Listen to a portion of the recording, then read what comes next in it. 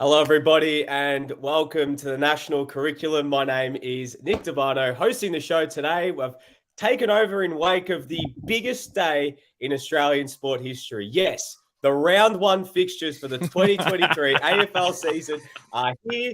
They've brought in the footy expert to host the show, and they've gone, you know what? We need to talk big picture topics, and that's the biggest topic of them all. So I'm here with Nick Stoll, Teo Pelletary and Lockie Flanagan to talk all things round one. We've got Ross Lyon against Freo in round one, Carlton Richmond, Collingwood Geelong.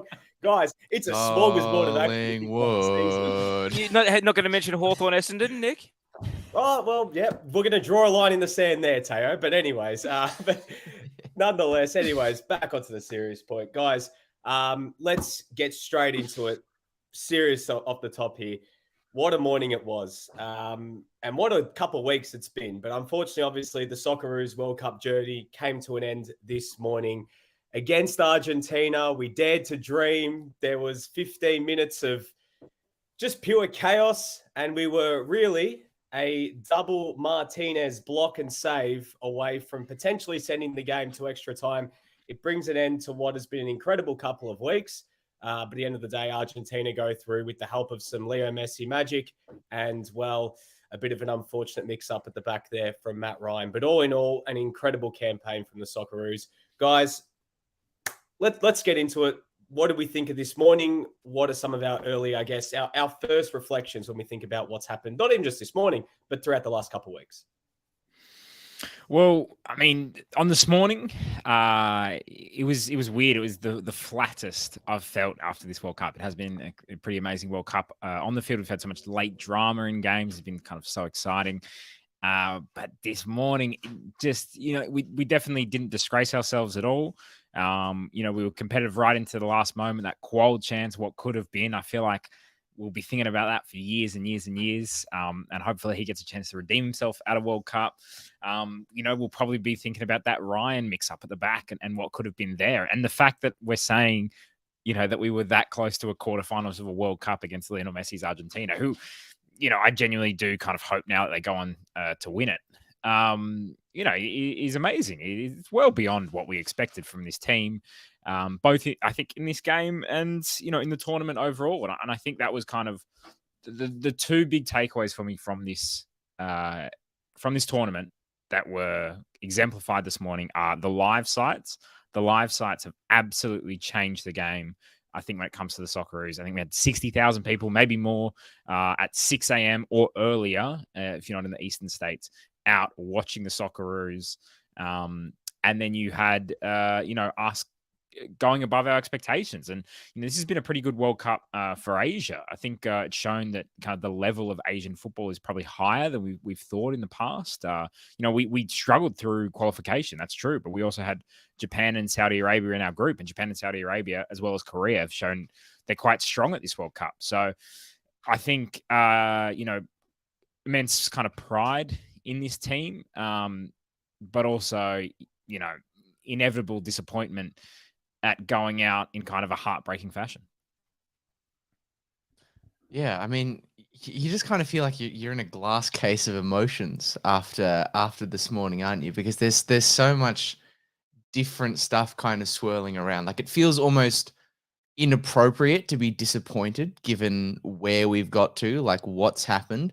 But on some level, you are, because of how close we came to something more than what was. But at the same time, you feel this immense sense of, or at least I do, pride, not just for in large parts of this game, the way Australia acquitted themselves, mistakes notwithstanding. I mean, final 15 minutes of that game, we were taking it to one of the best sides, in the world. We were properly taking it to them. We weren't sitting back and hoping we could nick a counter. We were chasing this game. And yes, we had to, but we did it in a way that embraced risk, in a way that I don't think we've seen to the same extent previously.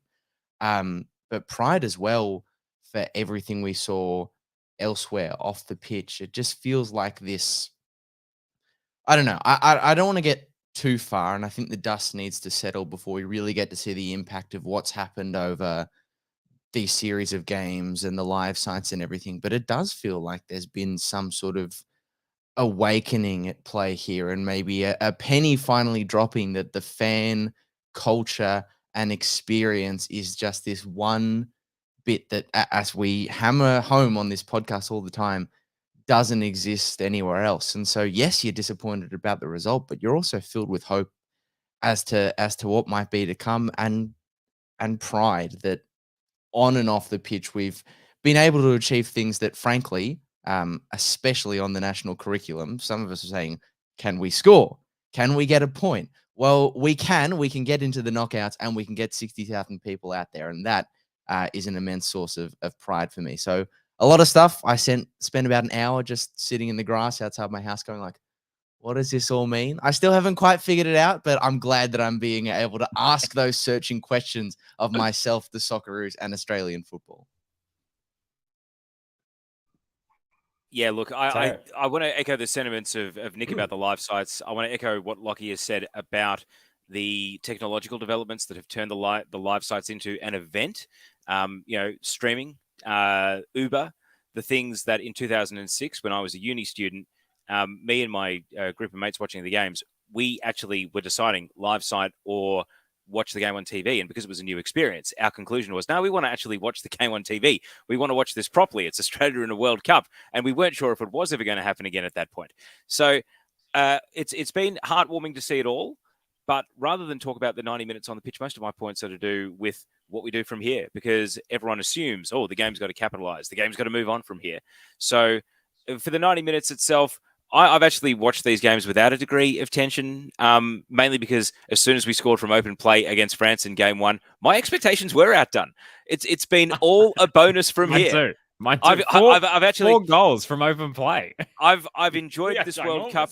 I've enjoyed this World Cup for what it is, and my focus is very much on what comes next. We'll introduce Damir Kulash as well to the stream. Damir, let's get your thoughts as well. Just your immediate reflections after this morning. Thanks for having me. Immediate reflections following this morning, echoing Teo's sentiments there. It was great to, I guess, relive, what many of us lived through in 2006, where football was on the tip of everyone's tongues in relation to just getting the mainstream media attention and profile that it normally doesn't get. And, that was my big hope going into this tournament, was it's a unique time slot. It's not smack bang in the middle of the AFL and NRL seasons. And ultimately, it was hopefully for the Socceroos to captivate the imagination. I, like most of you, heading into the tournament, had low expectations. I was somewhat surprised that, we even qualified, given that we drew Peru, the 5th best team in South America, to get there. But there we were, and, to get through was an achievement in itself. I mean, we doubled our win tally from all the previous World Cups that we've been at.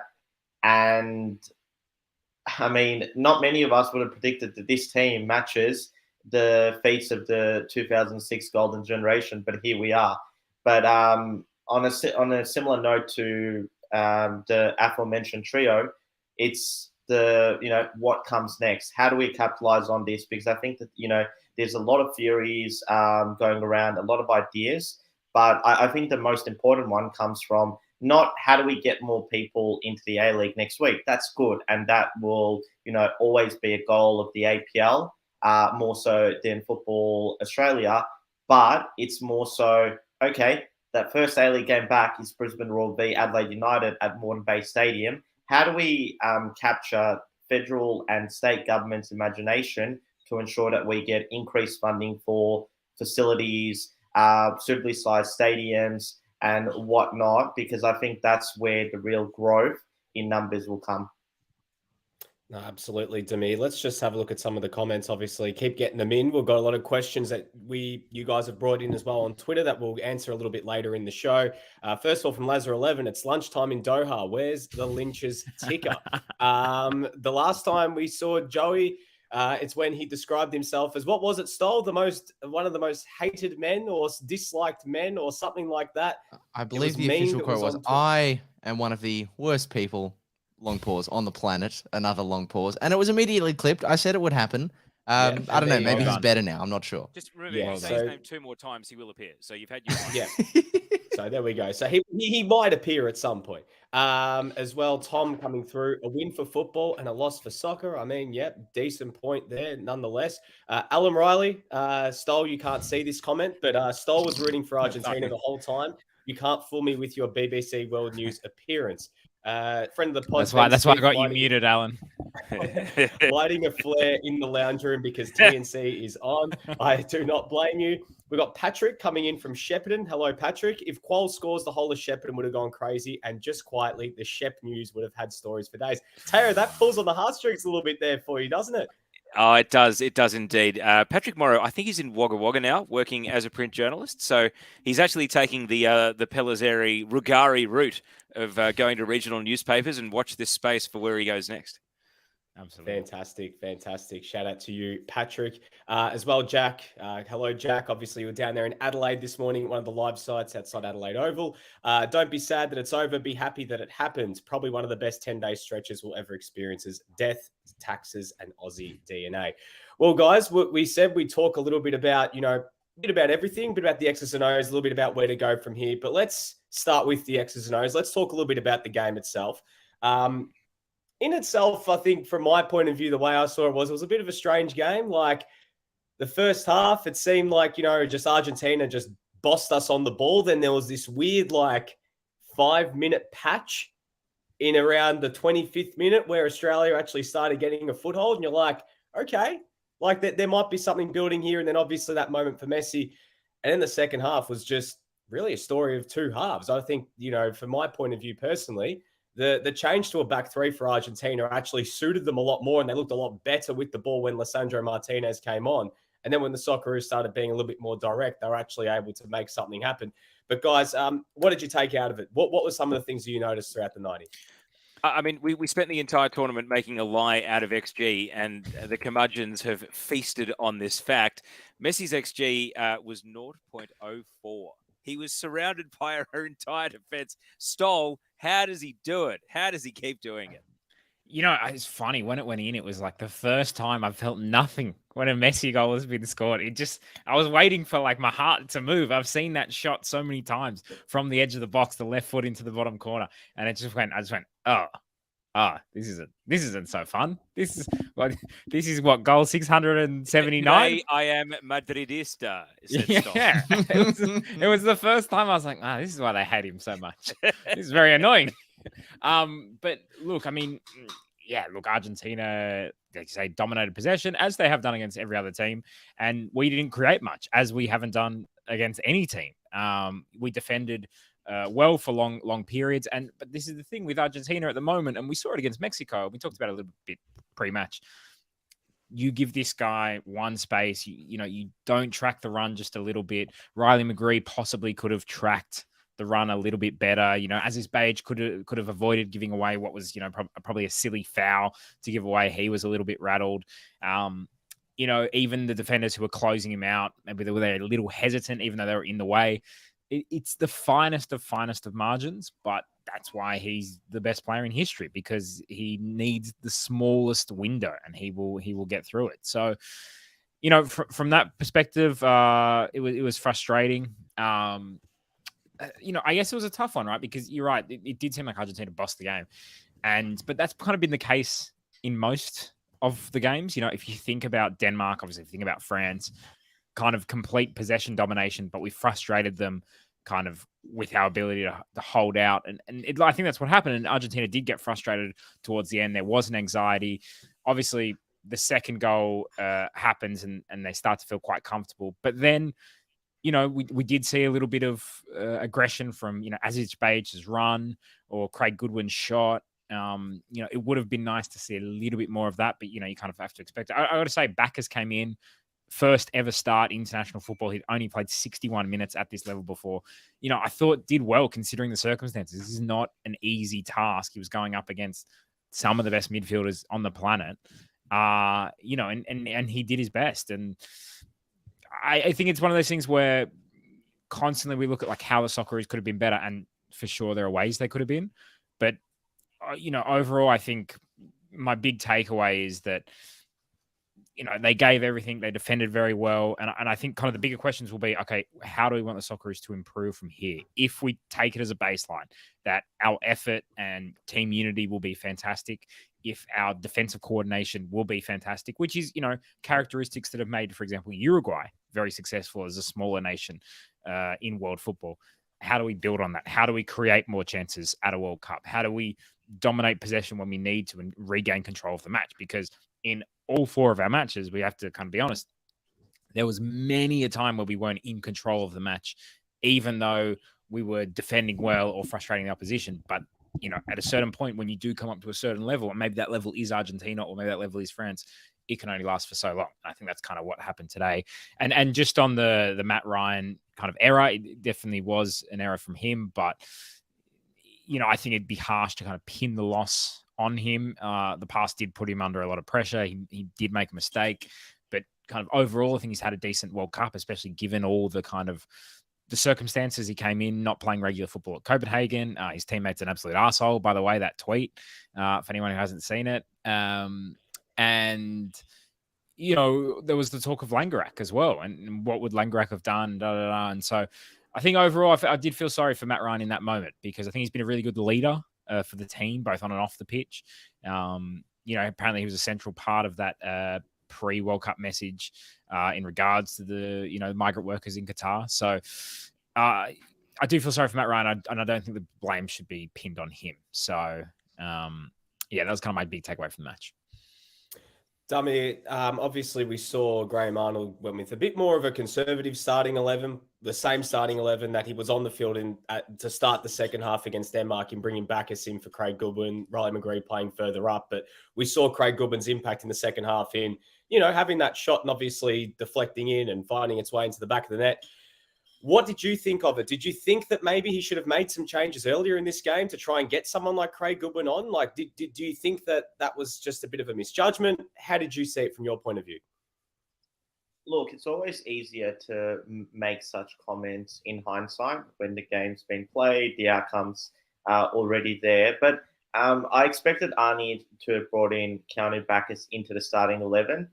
Just to give Australia more numbers in midfield, more runners that are comfortable, pressing without the ball, and who would have, given the Argentinian midfielders plenty to think about throughout the course of the opening half. But I do wonder, there's 2 lines of thought with Craig Goodwin, because he's a very direct player. He's someone who is capable of, putting in good crosses in the box, particularly for someone like Mitchuk, as we saw in the Tunisia game. Could he have potentially started in place of Riley McGree? Or 2, could he have been brought on earlier, perhaps at half time? I think also feeding into Nick's point about, the lack of creativity, I guess, throughout the course of the 4 games being a key theme in relation to the Socceroos not creating as many goal-scoring opportunities as, a number of their opponents did throughout the course of this tournament.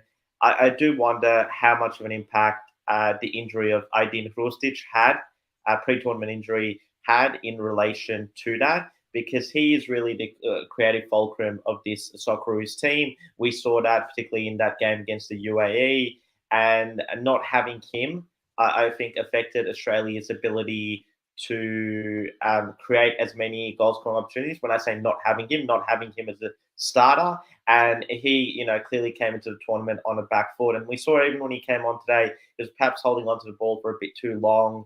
I think, he was getting frustrated with the options, or potentially lack of options that he had going forward. So, there's a question mark, and I guess of what if had, Hrustic been fitter, what would have... And Boyle as well. Boyle was crucial in our qualifiers. He was one of our kind of best threats going forward. Yeah, although having said that, with Boyle, I think it was less. His absence was felt less just because Craig Goodwin had a good tournament. Obviously, he scored a goal against France. Did well to put in that cross to Mitchuk in the game against Tunisia. But having more players of that caliber and quality would have been handy. And look, I think on the other side of that coin, dummy, from players who were just returning from injury and maybe weren't at their best. I mean, Harry Souttar really was on the other end of the spectrum. That's not new news to anyone else, but he was brilliant again in this game. And I have to admit, I came away from the first 30 minutes, like post-concession, really disappointing because I thought the football that we played, while not necessarily eminently watchable, was really solid in that opening 30. Argentina really struggled to get into a rhythm. They didn't have a heap of great chances. We didn't allow them to shift the ball with the same ease as they always do. And like, obviously Messi is Messi, and you give him half a chance, he will create a moment of magic like he did. And Riley McGree, just quickly, if there's one player you're gonna, just let run free, probably not that guy. Probably he is last down the list. Where was he in the scouting report? Number 10? Sorry about that one. Remember, Is he left-footed? Australia, it might have been confusing for Riley McGree because Australia didn't refer to Messi as Messi. They referred to him as that man you just mentioned. Graham Arnold did an interview the night before on 9 when he was asked about Messi, and he's like, wouldn't refuse to say the names. Like, oh, that man you just mentioned, he's prominent, but they've got other players. Anyway, I was disappointed because, like, yeah, we did really well in that opening 30, and it kind of felt a bit annoying to be pulled apart by this moment of brilliance when we'd actually been sort of giving it our own. Obviously, the intervening time period, the mistakes been touched on, but then the last 15, 20, as I said before, we were really going for the game and had some brilliant chances potentially to grab an equalizer. And I mean, as is Bajic as well. Like, while we're talking about players who have stolen the show and made headlines in defense, Suter has taken a lot of the plaudits, rightly so. But Bajic is almost, for me, and Josh Parrish has said as much as well, he may come on and say this later too, he's almost been the second for one of the most effective players in the tournament. And that darting run that he made down the left-hand side, which he's done a couple of times in this tournament. Yes, Jamie McLaren was inside. He could have squared it into the best finisher in the A-League. Nick, I know you're salty about that, but he deserved to shoot, and it was an outstanding block from Lisandro Martinez, really, that denied him. And the qual chance at the end was another incredible save from Martinez. Yeah, so really, in the end, while we weren't perfect, and I guess the question is, this style of football has got us so far, what's the next step? It can't be understated, the fact that we were a fantastic block and a fantastic save away from potentially an extra 30 minutes. You can have your qualms about the way in which that we came so close to that, but even so, that's pretty massive. It's pretty cool. Like, it's pretty, when you think about it, it's like, crap, like we were 30 minutes away from pushing Argentina to extra time. Yeah. Like, it was like when the viewing party introductory slide popped up at Fed Square, and it's like, welcome to Argentina versus Australia. And I was looking at it like, who would have thought? Who would have thought, I was like, not me. Just quickly, I know you're going to bring in two friends of the pod very quickly, but do you guys think that our low expectations pre-tournament actually made for a much more enjoyable tournament and experience? Absolutely. This is why pessimism works, guys. If you set your expectations really low, you'll always be pleasantly surprised, or your expectations will just be met. So you can't lose. That's what we do with this show. Yeah. We low production values. We break all our promises. Going to finish in under 60 minutes. All that kind of stuff. Are we coming on at 7:30, 7:35, whatever? So you got no expectations, and then we come on, you're like, it's actually pretty good. It's pretty good. I must ask, now that you're working, obviously doing some production stuff with SBS, when they say, hey, we need to be on at 8 o'clock, do you go, we could be 5 minutes late? We can maybe I notice you have 3 people on the panel today. Could we just have 10 maybe? And one will jump in, sit down on the couch, talk for 5 minutes, and then they'll freeze. Yeah. Someone turned the microwave on. The senior producer just looked at me, who I've known for a very long time, and just said to me, you're a little too relaxed about things, aren't you? Like, hey, it's all good, it's all good. TNC vibes. Yeah. No, I just wanted to make a quick point before we bring our 2 friends of the pod in. In regards to the Bajic and the Goodwin cutback from Hrustic and McLaren, it's very easy in hindsight to say, like, I should have gone there, Like, it's heat of the moment. You're in a bloody World Cup round of 16 game. Like, you see an opportunity like that, you're just going to react on instinct. Like, Bajic thought he's in a good goal scoring position. You're 1-on-1 with the goalkeeper, and you don't see Lisandro Martinez coming. Your chances are you're going to get a shot away.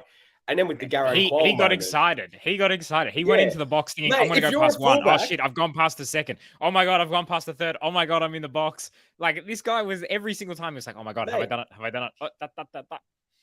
Mate, if you're a fullback, this doesn't happen all the time. Like, you're in this position, you've been waiting. you're taking it on. But even with like the qual moment at the end there, like, you know, again, it's heat of the moment stuff. This is just instinct, reaction. These things just happen. And it was a lovely turn. Let's and not then forget, it was who else Martinez could as the well. ball? Who else eligible for Australia could the ball have fallen to that would have the audacity to spin on it the way Qual did to fashion the chance to begin with? No one, because anyone would have just held it up and looked to play it backwards. Like, he had the audacity, and that's what we're seeing Garron Qual do down here, to actually look to take on his man and get a shot away. And he almost was the hero. Would have been an incredible moment. But anyways, guys, we've got to introduce our two friends, because they've been sitting patiently. They come to us live from Doha. We've got Joey Lynch and Vince Regari in. Yep, looks like we've got them all in here now. Joey, Vince, welcome. Good afternoon, I believe it is.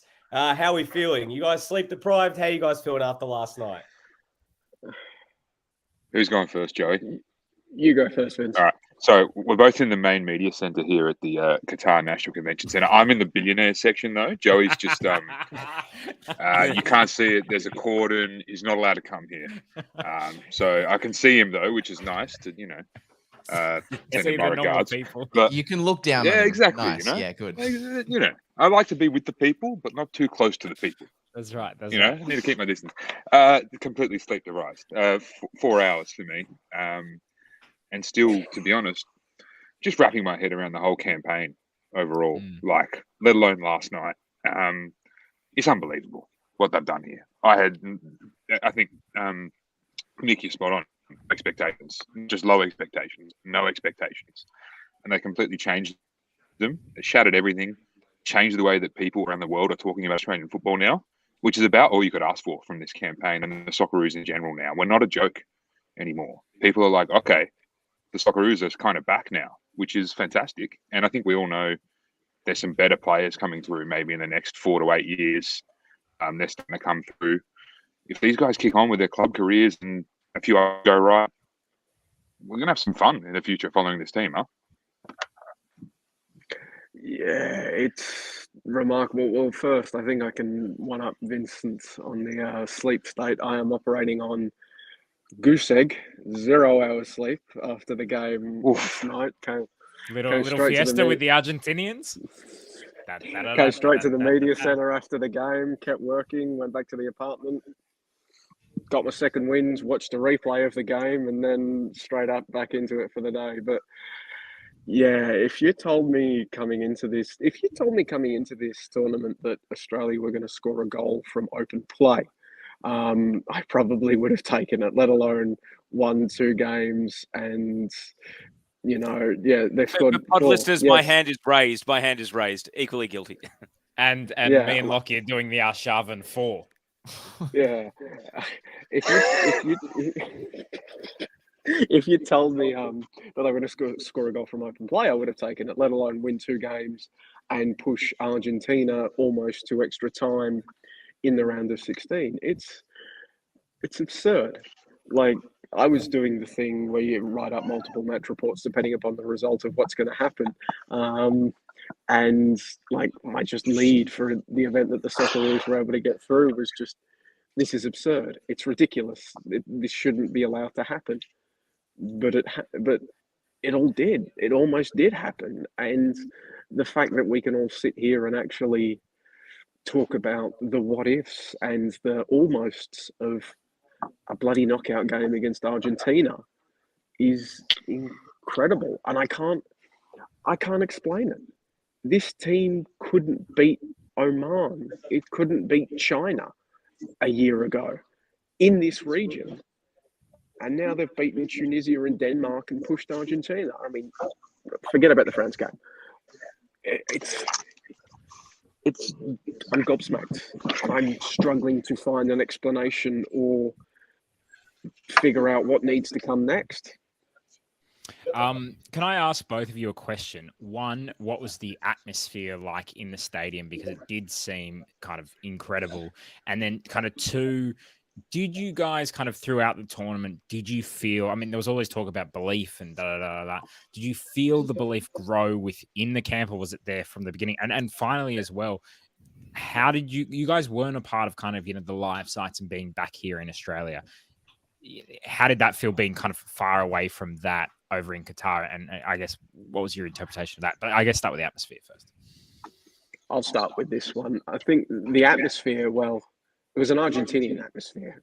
It was like 90-10 Argentinian fans in that crowd. And it felt like, I think I can remember distinctly, there was one moment where there was a bit of silence and the Australian fans jumped in and tried to stand their Aussie version of the Ole chant, which is just Aussie repeated in the cadence of Ole.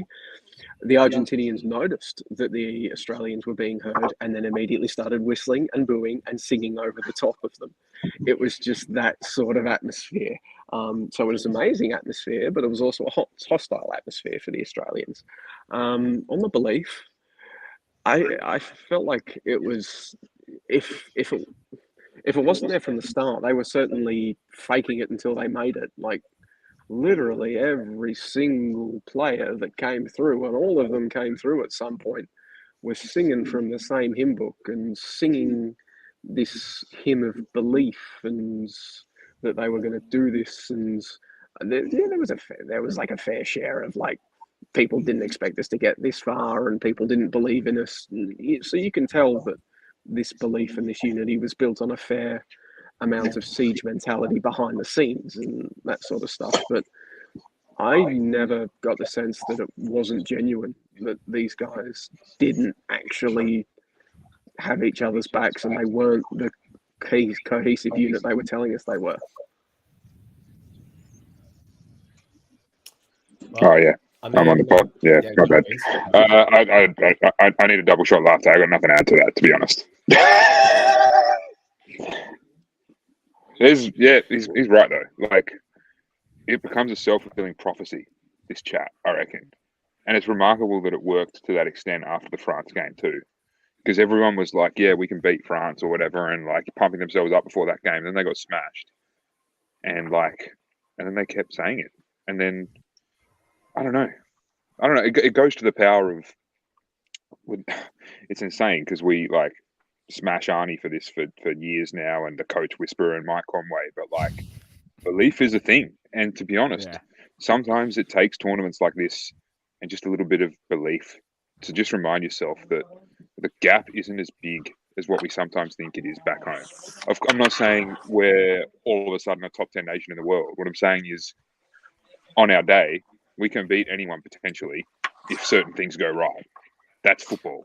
And every 4 years, and especially this last 4 years, with COVID and things, tailing off in Australian football the way they have, and players and Arnie struggles and this and that, every month that goes by without the Socceroos performing well or testing themselves against a top nation, and every morning we wake up and see what football looks like over there, the gap gets bigger in our mind, but in reality, it's not as big.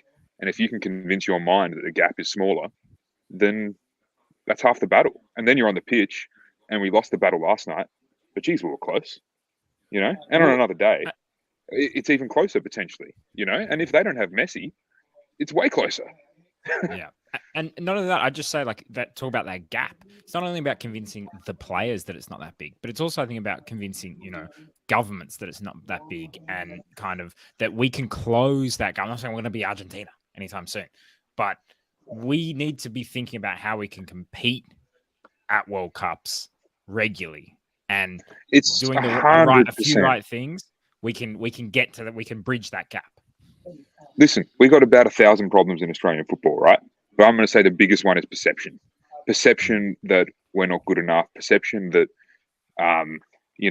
we're doing things completely wrong, and that Europe has some sort of magic formula in football that we're missing out on, and that's why all their players are better than ours. No, it's not like that. Perception that the A-League is rubbish. Yeah, of course there's rubbish games, but it's not rubbish. And we're not self-promoting. We're not pumping up the league for our own benefit to say that. It's actually the truth. The A-League is pretty good. It's not that bad.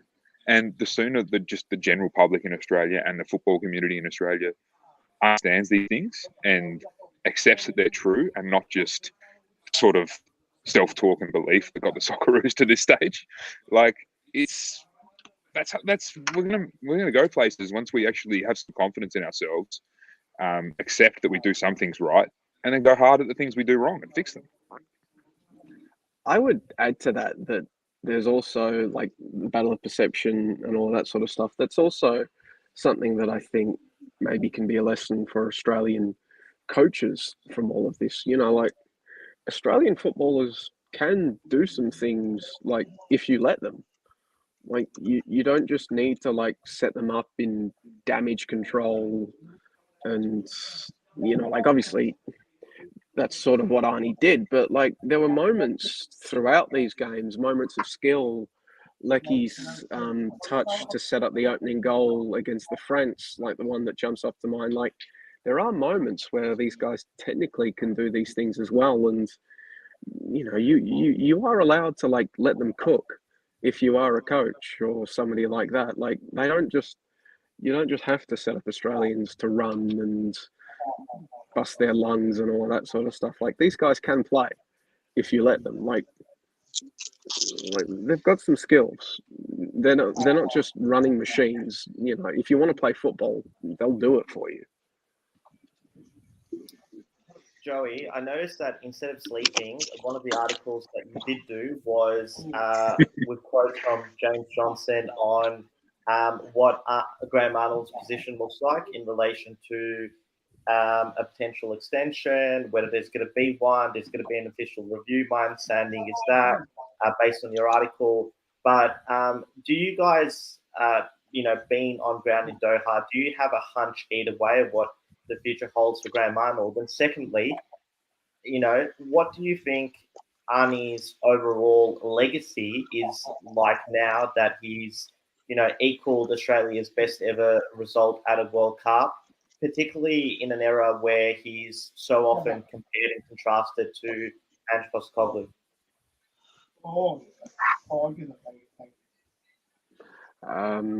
Vincent, I'll let you take this one first. Yeah, okay. Look, I reckon they got to talk to him about another contract. To be honest, I didn't think I'd say that, but I think they have to now. The vibe around the team is so strong that they're in a moment at the moment. The Socceroos, and it's mostly down to Arnie. You talk to the players, and they all put it down to him and the environment he's created and the way he's made them think about themselves. I think they've definitely got to talk to him about another contract. Whether he accepts it or not, I'm not sure. Maybe he'll think that's about as far as I can take him. I'd personally like to see Arnie go overseas and test himself again with the club. Like it's been a long time since he had that spell in Japan, and that was short-lived and it didn't work well. But he's learned a lot since then. But he's learned a lot this year, Graham Arnold, I think. From February, March, when the team was basically unraveling through COVID and him getting pinged for walking his dog when he should have been isolating and so tackle decisions, calling up Bruno Fornaroli. Honestly, not long ago, it felt like he was losing his mind. And then he's turned it around massively. June changed everything. The Peru game, that camp, it was like a clean slate. And they've built on it from there. And it's been remarkable. He's been coaching out of his skin. And you have to take your hat off to him. Tactically, he pretty much got it bang on this tournament. Look, in terms of Arnie, tactically overall, I'd prefer him to be a little bit more adventurous, generally speaking. But you can always have your little issues with the way coaches operate. But I think he's got more things right than wrong, certainly with the Socceroos in the last year or so. In terms of his legacy, though, massive, because he put him back on the map, not just in Australia, but around the world. He's made people sit up and take notice of the Socceroos again. He's also, in terms of on paper, the World Cup performance, the points gained from this tournament, better than anyone's ever done. So that puts him in history straight away. So amazing. And then you have to actually look at the squad and what he did with that and regenerating it, and the Ollie Roos stuff and the guys who came through the 23s and are now in the squad. And who will now play big roles in the future of the team, like Keanu Bacchus is one of them. He like dispossessed Messi like 5 times in the game. Like, how many people can say that they've dispossessed Messi that many times in a match of football? Like, and he's only in the team because Arnie made the effort to bring guys like him through the system. I shudder to think what would have happened if Arnie didn't do that. So wherever you look, this team's got Arnie's fingerprints all over it. He deserves massive credit for what's happened. He's performed so well that Football Australia, I think, has to talk to him about a new contract. And part of me would love to see him actually go on, to be honest, to see if he can build on this. But I think part of me thinks, it's a good time for a fresh voice. It's a good time for him also to just say adios to Australian football for a few years, go overseas, earn some coin, have some fun, and see what can happen. But Vince, he will. One second. He will struggle to go overseas because there's a lack of Aussie DNA overseas. So he'll have to find a new strand of DNA with which to attach his football identity. I wouldn't put anything past him right now. I want to challenge you on one point, though. What evidence is there that the World Cup, built on zero expectations out of a siege mentality because of how we qualified, is evidence that he would do a better job re-qualifying us for a future World Cup where we now have the pressure of expectations and the fact that playing as favourites or playing in matches where we had more of the ball and couldn't get it right is the reason we nearly didn't qualify for the very World Cup in the first place. Because I feel 180 degrees, shake his hand, congratulate him on his spot in the history books, having secured his legacy and done a marvellous job. But I see this as a full stop for the Arnie approach. He's taken it above and beyond how far it could have ever gone. But what is it that you've seen on the ground that would suggest that the sort of feeling of loss and existential crisis that we have on a 2 to 3 monthly basis with every 2 games, every international window that we were experiencing through qualifying will not simply return when we go back to having to be the ones that take the initiative against the Omans and the Chinas of the world? Well, because the team's way better than it was a few months ago. Way better.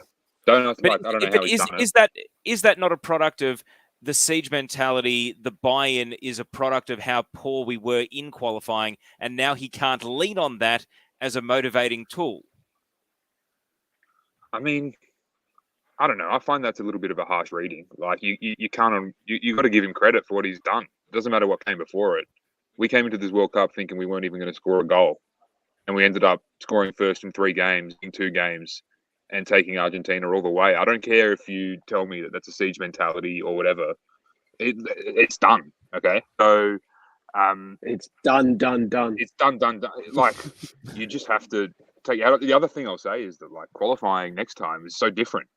And that's gonna. No, but that's why I make this point, because I think the added safety net of qualifying is the risk. You look at what the effect the Nations League has had on your B and your C tier nations. If you dangle the carrot of you only have to beat Bulgaria once, or you only have to beat Sweden once, and you go to a Euros, that's totally different to you have to finish in the top 2 of a group with Germany, Switzerland, and Serbia. And dangling the extra World Cup qualifying spots as a carrot to the Thailands and the Omans and the Bahrains of the world is actually going to see them lift and catch us if we don't act and fix the problems that we saw in our qualifying campaign. Sure, but I mean, Arnie fixed it.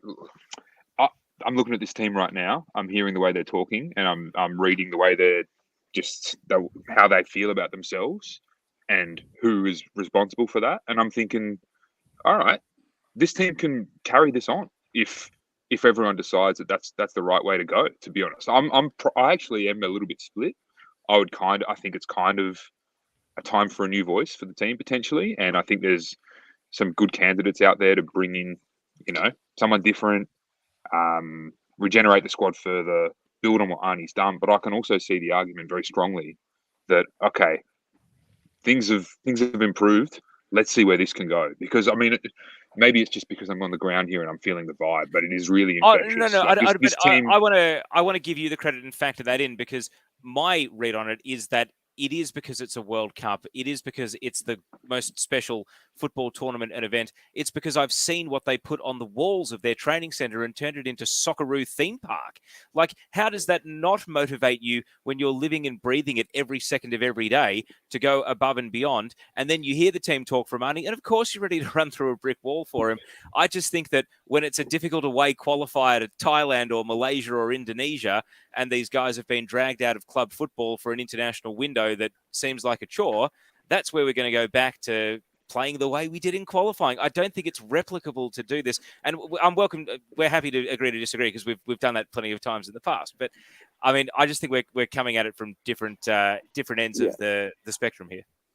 Listen, I'm going to jump in now because me and Vince have to go and listen to Arsene Wenger in 10 minutes, so I need to get my final point out. But I think Teo has hit on what is going to be the conundrum that faces down the review process for Football Australia in the coming months. It's going to be led by Ernie Merrick and Paddy Steinford, the Chief Football Officer and the Head of Performance, supposedly the former with a long-term view, the latter with a short-term view. And it is going to be the conundrum because, as Vince has said, right now this team feels like they could take on anyone, they could run through brick walls, they could beat anyone. They feel as though they could really, do anything, and it's infectious, and there's a level of buy-in, and you want to see them do it because you want to see them rewarded for this, and you want to see Arnie rewarded for what he's accomplished. But then you also look at how he's accomplished it here at the World Cup, and sort of like the principles of their play here in Qatar. Vince is right that tactically they got it right, but that's because tactically this tournament, playing against teams like, didn't work against France, but powerful African nation in Tunisia that had to take the game on, Denmark, Argentina, that suited Arnie. His tactics work when you're counter-attacking, backs to the wall, you're able to pick your moments, you maintain your defensive solidarity, and then you burst forward lethally in transition.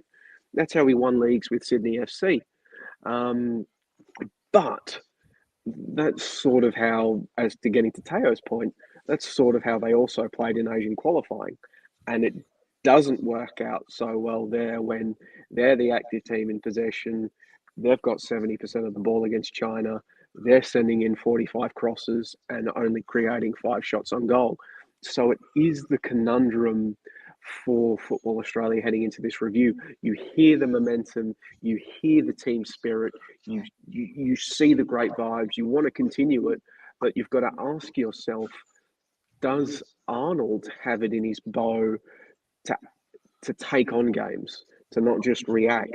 Can he build upon the progress that he has made as a coach? Not just can these players build upon what they've achieved, but can Arnold do something more? Can Arnold build upon this as an individual and as a coach? And that sort of has to be the defining question of, if he wants to come back, do they bring him back? I'm very much with Vince in the sense that I don't think it's 100% that Arnie comes back.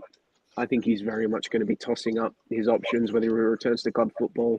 I was thinking about it this morning. The bloke has gone out of his way on the record and off the record to talk up the quality of MLS 4 or 5 times that I can remember recently. Like, he's been dropping hints, like it's like Football Manager, come and get me. Arnold issues, come and get me, please, MLS. So I can easily see him landing in the MLS, basically a higher paid version of the A-League.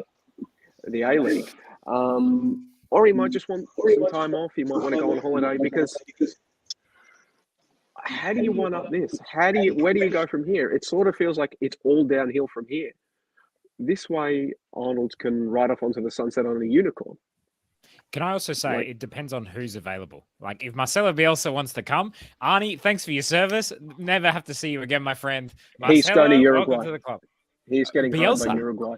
Yeah.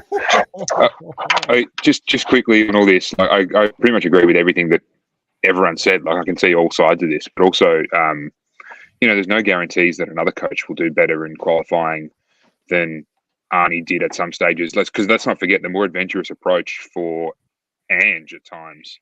As much as I love him and the way he goes about his football, didn't work out well either. And just because something's happened in the past in a certain way doesn't mean it's going to happen again in the future in the same way. Especially on the back of this team, this feeling, this moment right now. I honestly feel like it's something to build on.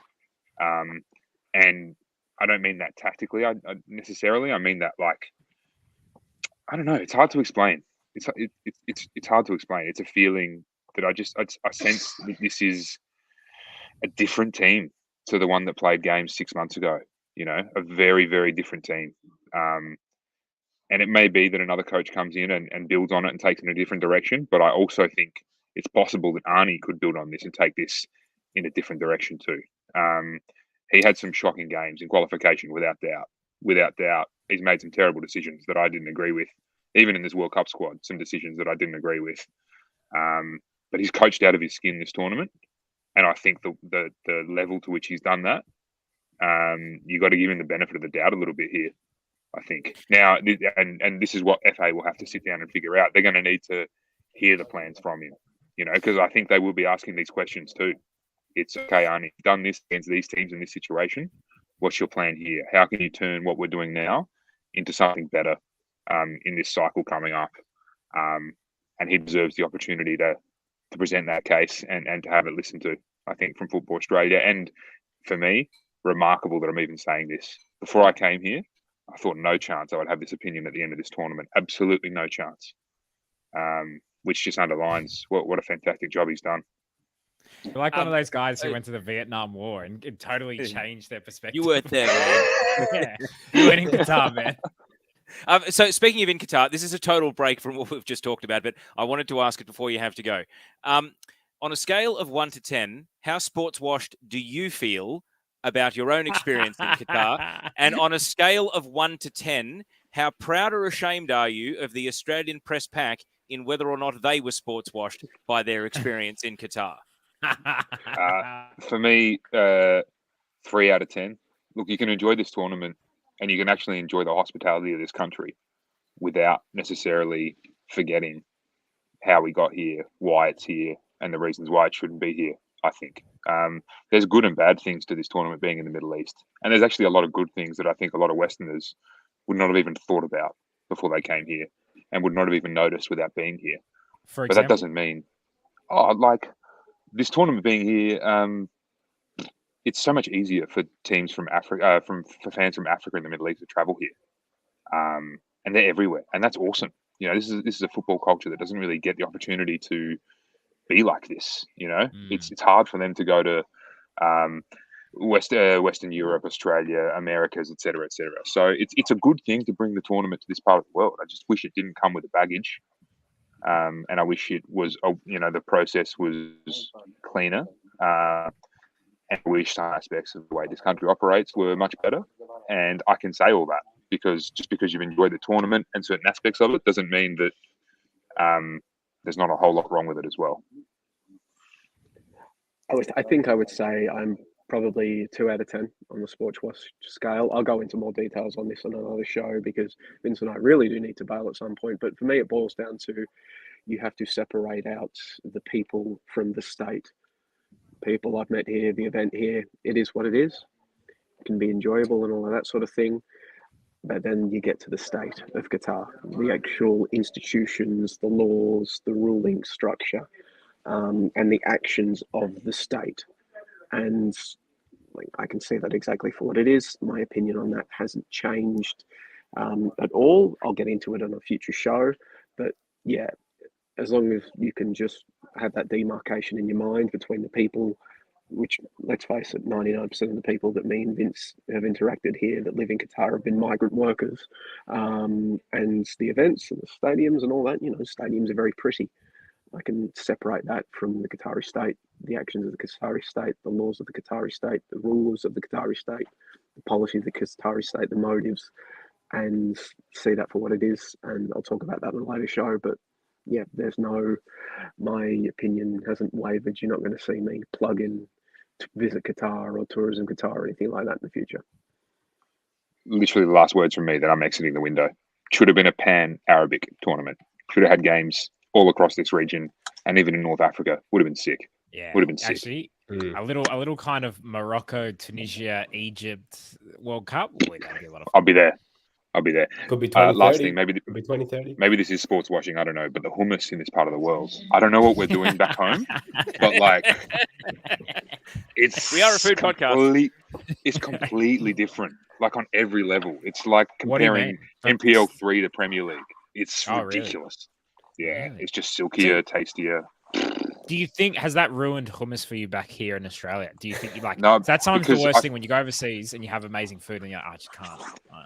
I felt the same way at the 2019 Asian Cup in the UAE. I came back and I'm like, this is terrible. But then it's a bit like, you know, we don't play the world's best teams often enough. You know what I mean?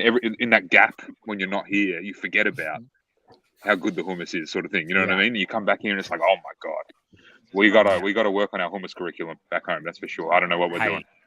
2020 What about the Yeah, Qatari Mexico tomatoes? too. That's what we need to know. What Yeah, about the Qatari Qatari tomatoes? What is it? I haven't seen a tomato here. Let's be honest. They don't have time. Mate, take the World Cup away from them immediately. What is that? They don't have content. Anyway, gotta go listen to Arsene Wenger talk about why the Socceroos are reinventing football. Ciao. All right. This same thing happened. Appreciate it. No, this same thing happened to Vince when he went to London and ate the bacon in London. He just like visits one country and discovers where we're failing. What? Realize that it's crap over there as well, like the rest of England's food. Nah, he said it was good. He was a big fan of the bacon over there. Look, England. Yeah, It can in the always, mud, Nick Cabana. All right, I'm leaving. Good to see you Hey, guys. Joey, mud. come on Thanks. tomorrow when Senegal knocks you out. That's what you got to do. All right. Thanks for success, guys. Well, I guys, also there we have go. The bacon is good, but the football is terrible. It's terrible. Yeah. I also have to go, unfortunately. But I very much enjoyed this show. I very much enjoyed the comments that we had both on Twitter and on YouTube. And I very much enjoyed the fact that we cracked the 100 mark. So great job.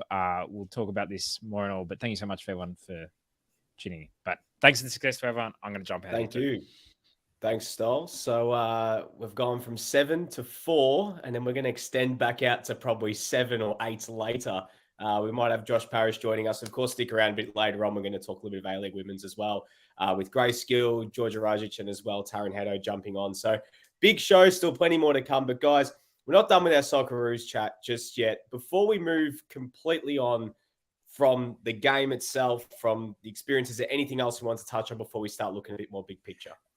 I want to delve into no, on the game itself. No, sorry. No, Lockie, Demir? Okay, so Okay. what I wanted to get into was how we, and I feel as though TNC has a responsibility in this, how we define capitalizing on it. Because that's what everyone says, but then they also kind of caveat with, oh, it's the FFA's job. And so many people don't know about the divorce that the FFA and the APL are separate. The number of people still saying the FFA has got to get people to come to the A-Leagues, even though it's not their primary responsibility anymore, right? What do we see as capitalizing on it? Because I'm glad that I got to have that discussion with Vince, because my way of capitalizing on it is to make all Socceroos international windows bigger events that get better crowds. Let's not forget the crowd for the Japan home qualifier was half full. The crowd for the Saudi home qualifier was not good. The public had checked out on this team.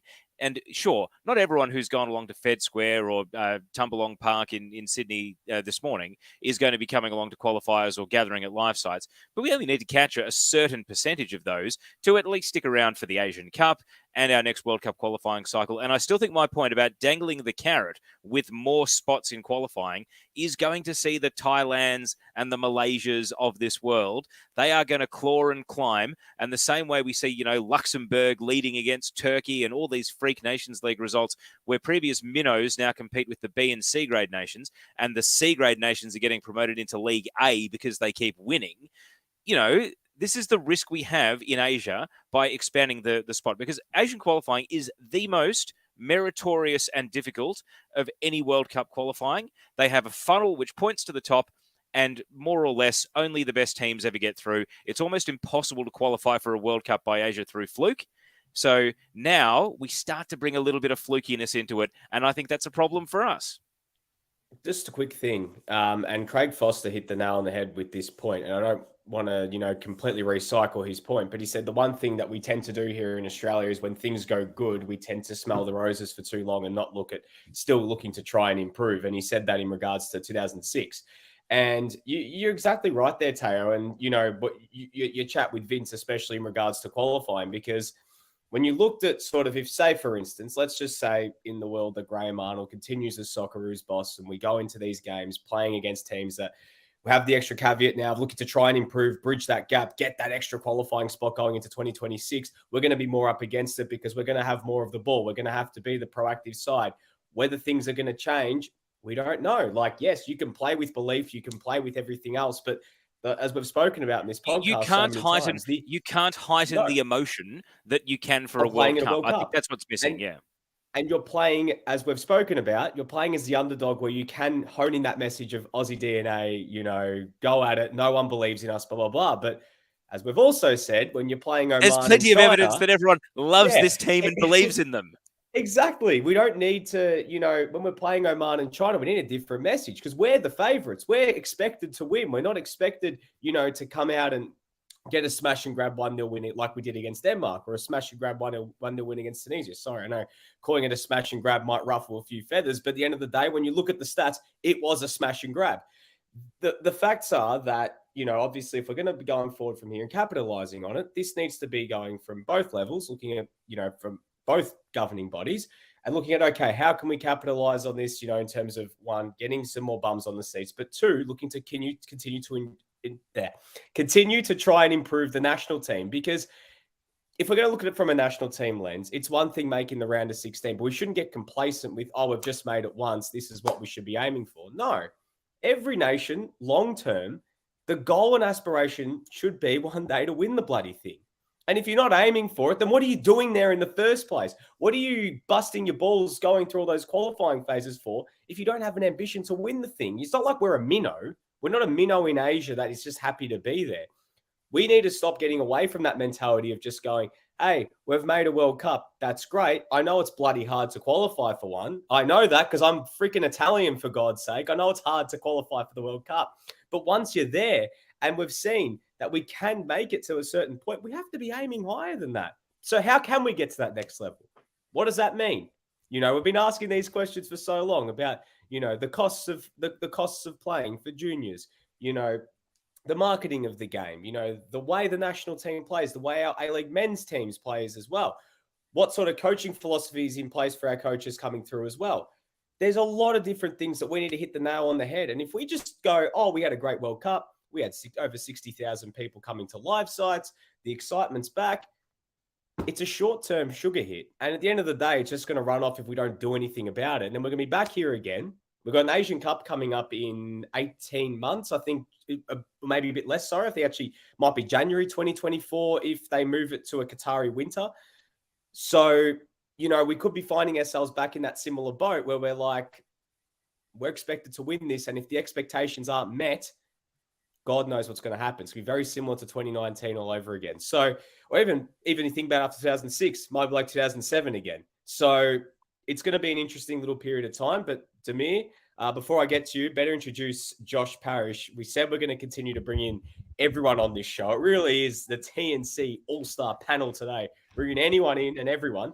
Josh, I believe you're coming to us from the capital. Mm-hmm. Yes, indeed. I was at the live site in Civic Square this morning, and Sounds like it. excuse me. Yes, it was an early wake up, as it was for everyone. But no, Canberra turned out. It was a much more, I guess, family-friendly sort of tamer atmosphere than you get at a Fed Square. Or, So you're saying Canberra for A-League? Well, there were 2,000 or 3,000 people there. Certainly like a lot of Socceroos jerseys, a lot of Wallabies kits as well, and Australia one day shirts and things like that. But Teo's fallen off his chair. But it was good. It was a good vibe. And I thought the reaction of the crowd to Australia's performance, even from people who clearly hadn't come to one of the prior games and were sort of, I guess, bandwagoning on the excitement of the whole thing. You worry that when Australia sort of gets dominated a game like that, and you go down. Obviously, the scoreline was a little bit flattering in the end with some of the chances that Argentina had to polish it off. But there was just applause on the final whistle, like really appreciative applause of Australia's efforts. I was really heartened by it. It seemed overwhelmingly a positive reaction from the crowd. So it was a good morning. Josh, just to continue, obviously, our conversation from just before you jumped in. So we're looking a bit more big picture, looking a little bit more, how can we capitalize on this effort of making the round of 16, the excitement around the Socceroos? We'll come back to you in just a second because Damir has been waiting patiently. He's got his hand up. Damir, go. The floor is yours. I'm just following on from Teo's points about the Socceroos and going forward. I think, as Geraldo has pointed out, on Twitter over the last few days, it would be really good to get a sort of a Socceroos friendly in the next window at home, sort of a welcome back to our heroes. I'm sure we'd all put our hands up, maybe not Teo, for Melbourne to host such a fixture. But, the next 12 months in the lead up to what we think is going to be a January Asian Cup, to have as many home friendlies as possible. I know we can't bring we can't bring over European nations because they'll be deep into Euro 2024 qualifying. But I think it'd be important to, potentially bring, whether it's, Canada, the US, who we've both played recently in international women's football, or even some of these, South American countries like Uruguay, like Chile, maybe even Argentina and Brazil, and to, test ourselves out against these sort of countries. But also, one of the things to keep in mind with Socceroos is that this World Cup has really put the Socceroos as a national team back on the map, because, it wasn't too long ago we were having articles in major newspapers, as distasteful as they were, but they were making the question, who are these Socceroos? And, for the majority of Australian sports fans who aren't football fans, they didn't have a great sort of relationship with an Aydin Hrustic or a Harry Suter. They do now. And I also think, you look at the nature of 2022 qualifying, a large chunk of it, particularly the pivotal parts of the playoffs against the UAE and Peru, were spent playing overseas. So I think, let's spread the love when it comes to hosting home Socceroos matches across the country. And if we are doing, World Cup qualifiers in the future against Asian minnows, it might be good to, they're not as commercially enticing fixtures as some of the bigger ones that are played in bigger cities. Let's, bring games to Canberra. Let's bring games to Perth. Let's bring them to, Gosford, like we did with the Matildas recently. Let's bring them to Townsville, because this is really Australia's team. No other team encapsulates the multicultural success story that is Australia, as well as the Socceroos. And I think, it's time to really pounce upon that.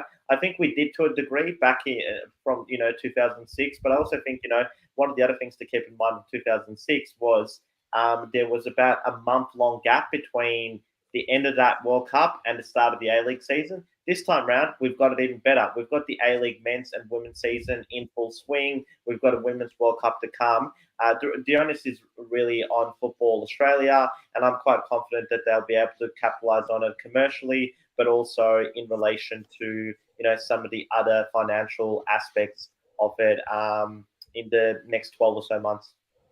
Lockie? Well, on the topic of those sort of other financial aspects as well, and the idea of this being Australia's sporting team, this is Australia's national team, or at least the best representation of it. That needs to start being reflected in how this game is funded and financed from above. And I'm not saying that we need to make all of the problems that we need to deal with in this game. We need money from someone else. Someone else needs to help us.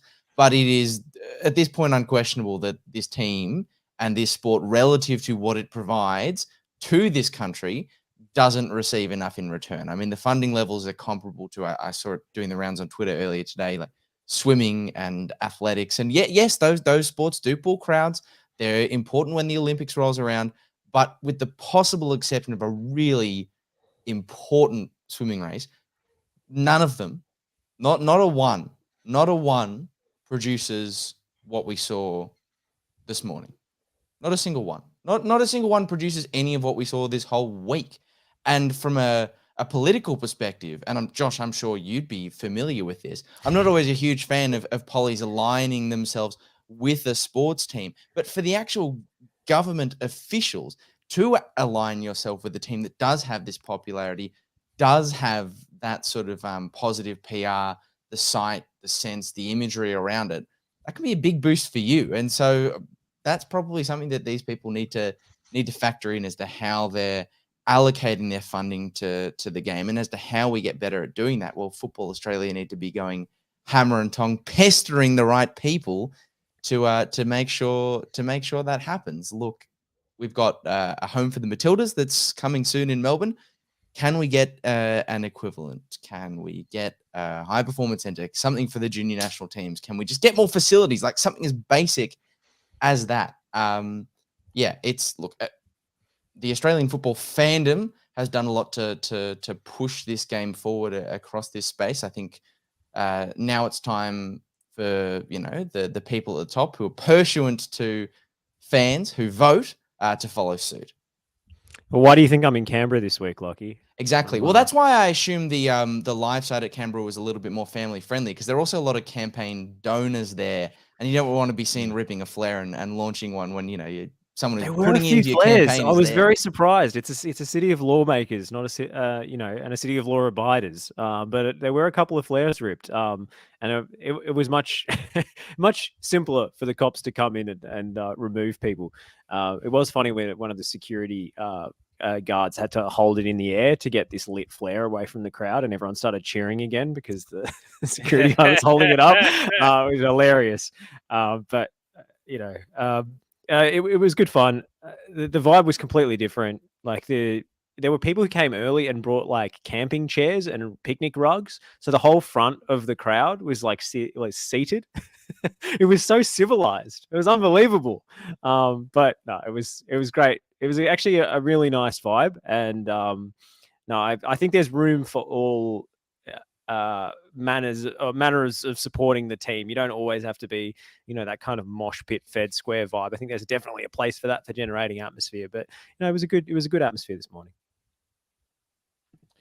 Just wanted to say real quick point before I come to you, Teo, in regards to just real simple point, Lockie, that you made about other sports and funding and everything else. Right now, not just in terms of representation of the national team and everything else, but there is no other national team that can rally the people like the Socceroos have. I don't give it, some people might argue that the Australian national cricket team, but the Australian national cricket team is probably as unpopular as they ever have been in history. How did they go? Right now? Did they win the test today? Exactly. I haven't even looked at the score. No one knows about what's happening with that test series against West Indies. No one cares. I mean, there was more people at Fed Square, I think, today than there was more people at Fed Square than there were at day 4 of the test on a Saturday. They were playing in our backyard and no one turned up. They were playing in our backyard and no one turned up. There was 60. I think that there was more people at the combined live sites than there have been at the combined. I think it was heading into today, at least, for the combined days of people heading into the test in Perth. You look at the Wallabies. I mean, they always disappoint. No one's rallying around the Wallabies. Probably the interest in the Wallabies, unless they're playing New Zealand, does anyone really care? I mean, same with the Rugby League World Cup. We don't have that same sort of pull when it comes with the Socceroos, not just in terms of representation, but no other sport, not even tennis, not golf, not swimming, not Olympics. No one gets up en masse and congregates in a place like Federation Square, or whether you're in Sydney at Darling Harbour, whether you're in Canberra and watching it at Parliament House with Anthony Albanese. People that don't do that for other sports. They might stay at home. You might have your rusted on nuffs during the Olympics who get up and they'll watch the swimming. They'll get up and watch the athletics. That's because it's that once in a 4-year event. But with the Socceroos and something like this, no one rushes en masse to get to these public events to watch the Wallabies when they're playing overseas. When, we've got an Australian tennis player playing at Wimbledon at 2 a.m. in the morning in a final. We didn't have that with, say, when Nick Kyrgios was in the final and playing against bloody Novak Djokovic, which was probably, in a comparable sense, well, I guess actually Nick Kyrgios is a better tennis player than, say, Socceroos v Argentina, sort of similar thing. But it's a big bloody moment in Australian tennis. Same thing with the basketball. We don't have any of that. So the governments have got to see this and go, there is obvious interest in this team. There's obvious interest in getting behind this team. And the one thing that stands out above it is it was 2 a.m. on a Thursday morning on a freaking school and work night, and people came to the city, disrupted their entire sleeping pattern and got around the team. For me, that speaks volumes, and we need to build on that. We need to keep having moments like that because it's awesome. Go, Lucky. But also, Nick, we're not ignorant to the fact that other sports are popular and can draw crowds. Like, it can happen, but it's also what happens in those crowds. Like, an Olympic gold medal event might prompt a significant live site or a couple around the country or something, but it's everything else that happens at that live site. And I know I don't want to, I know we go on about this and have gone on about this, but the reason we do is because the fan thing, the sensory experience of being there is so important. That's like, yes, the moment sticks with you, but all the little, contemporaneous details that are going on as well, those are the bits that matter. That's what actually gets people to turn up. Yes, we're all there to celebrate a Socceroos goal, but the reason I see people who I haven't seen in 5 years, or get messages from people who don't actually care who I am, but care about me because I know where the Socceroos are going to be and the fact that Fed Square is open, the reason people care about that is because that experience of being there and feeling it, smelling it, maybe in some cases when there's a lot of smoke, a bit too much, and hearing it, that is the reason people are there more than the actual sport or the result itself. And no one else has got it. That is the gold dust. And that's what FA needs to drill in with this national team and continue to build the fan culture so it's there outside of the every 4-year cycle. But it's it's what we, Nick, at the APL need to drive down too. Feel free to, if you can name Australia's fastest man or woman on land or in water over 100 meters, feel free to interrupt me while I make this point. But I don't think any of this isn't it Trent Bahaja? I'm pretty sure it's Trent Bahaja. Trent Bahaja. Good. Yeah, we go. We're getting close. Isn't it Alwyn Davey? So I wanted to talk about the demographics of these crowds. And Demir, I'll get you to give me your account of what Amy Park was like with 18,000 people in that stadium today. But surely marketers and advertisers, when you're looking for an organic movement of young people and a collective experience that draws people in, other than live music for specific artists, what else does what the Socceroos have done over the last week? This should be gold. And the comparison to 2006, where we didn't have advanced enough cameras to take, photos, Lockie, as you said, not a single camera, everyone just enjoying the moment, right? But also the social media proliferation, where everyone is their own publisher. I mean, the 2006 World Cup, we didn't even have YouTube yet. Never mind Twitter, never mind Facebook, never mind Instagram, TikTok, whatever, right? Surely advertisers are seeing this and everything that football has said about itself since the 2006 World Cup, since the 2015 Asian Cup win, since whatever, pick your event, Argentina versus Brazil at the MCG, International Champions Cup, National Second Division. Everything football has said about itself over the years has now been proven true because the people are there and there's evidence of them. It's not an ambit claim. So when we talk about capitalizing on it, it's about finding the right businesses to align with in order to get that money coming in from above. It's not just about government funding. It should be. It should absolutely. Government funding has a role. But in terms of commercializing the game, whether this is state federations to reduce rego costs, whether this is clubs to reduce their overheads for players so that they don't have to charge players whatever they do to pay their coaches and their administrators and to pay for their venues, whether this is A-League teams filling their stadiums or just simply improving their crowds, whether this is youth national teams turning their events into something that fans turn up to rather than the 0 dark 30 nonsense we had with the young Matildas over in New Zealand before they went to the World Cup, right? This is so the game can just bring in more money from more sources. And now we have the human evidence that it exists. Demir, how would you have described the demographic at Amy Park? Because Josh mentioned young families in Canberra. All I saw was just young people with disposable income and disposable time in Melbourne at Fed Square and in Sydney as well. What was it like inside Amy Park? Quite diverse. People from all sorts of different backgrounds, as you would expect with the Socceroos. A lot of younger people, but also, quite a number of families. And I think, that decision to host a live side at Amy Park with the foresight that, hey, Fed Square is just going to be, too busy. We need another venue was, in the end, a masterstroke. But I did wonder during the course of, proceedings this morning, how many of these people engage with football, and to what extent do they engage with football? Is it, at a local club level that, they play football across the winter, but, the main sport that they consume when it comes to a professional level is the AFL and so on. And it's interesting, despite all the scenes that we've seen and all the media coverage and all these reporters alive and, explaining just how colourful the crowds are and how vibrant it is and all the energy that they bring, I still think that, off the back of this World Cup, a lot of mainstream media will still kind of ignore football and ignore the Socceroos that won't be as highly profiled as they have been during the course of this World Cup will still, have the main sports stories being, this AFL footballer disgraced himself by doing this, or, this potential trade is going to happen next summer and so on. I mean, for God's sakes, they released their fixture on 6 a.m. on a Sunday morning.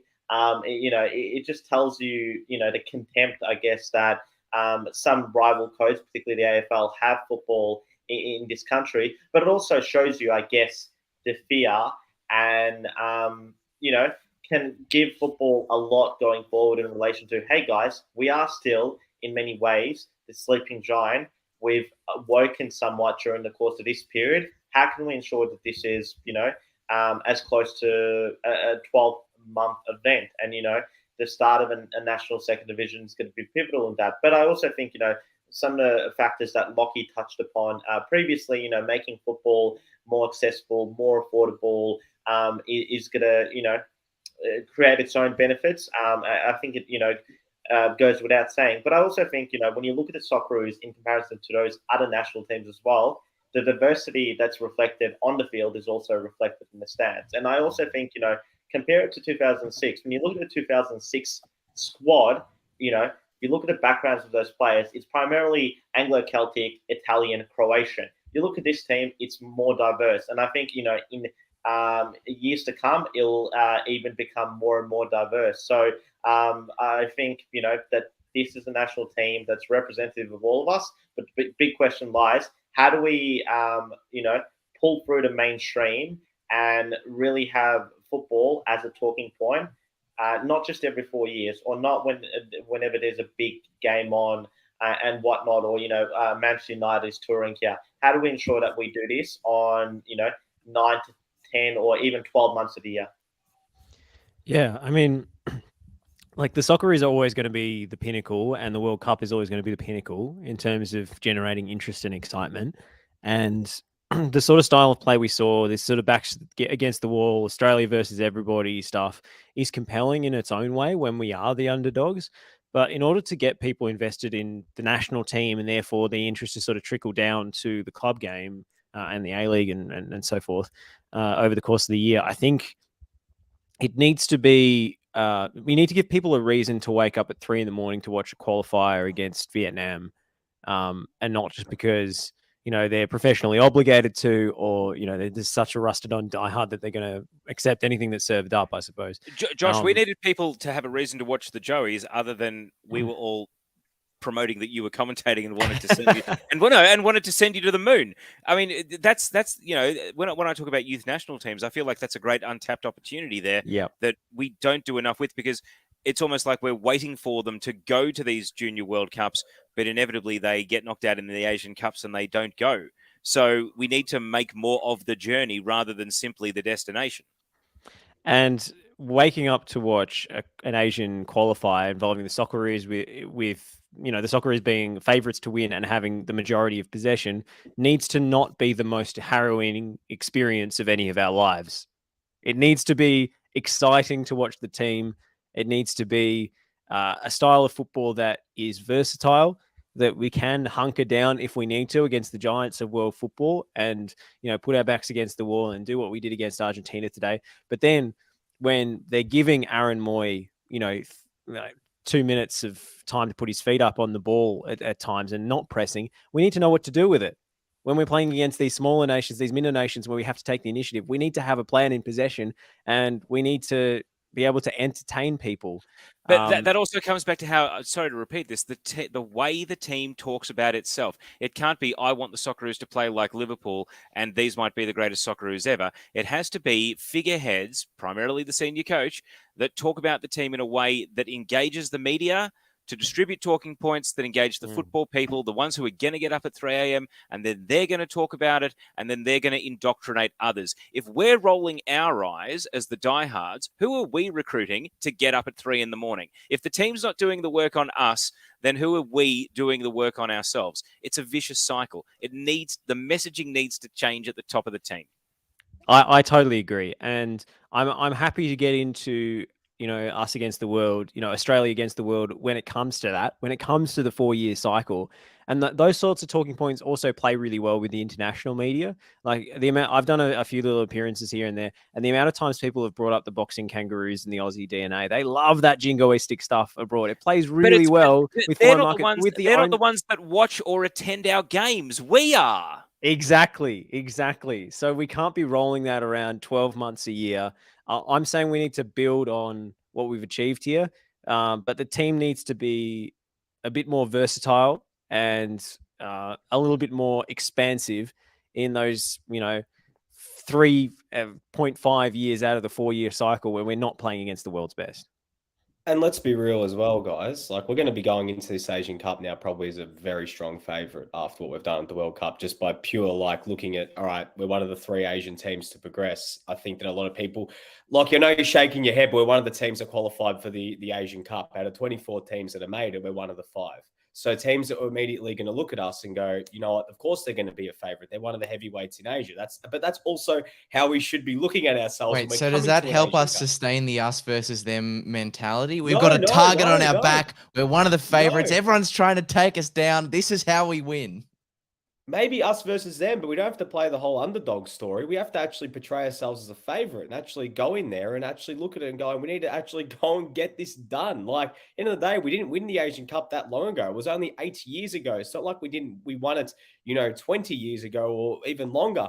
We are the reigning champions, one removed. It's not like it was that long ago. And we need to be going into these sort of events thinking, okay, we actually can get it done. And we need to actually be looking to portray that message. As you mentioned, Josh, it's all well and done. Like we were saying about before, it's all cool to say Aussie DNA, backs against the wall, underdog story, blah, blah, blah. When you're playing Denmark, when you're playing France, when you're playing Argentina, when we come into an Asian Cup, and we're playing Jordan and we're playing Palestine and we're playing, the UAE. I know the UAE probably a better team, no disrespect to those sides, but you look at what happened in 2019, we got bundled out by the UAE. We lost against Jordan in the group stage as well.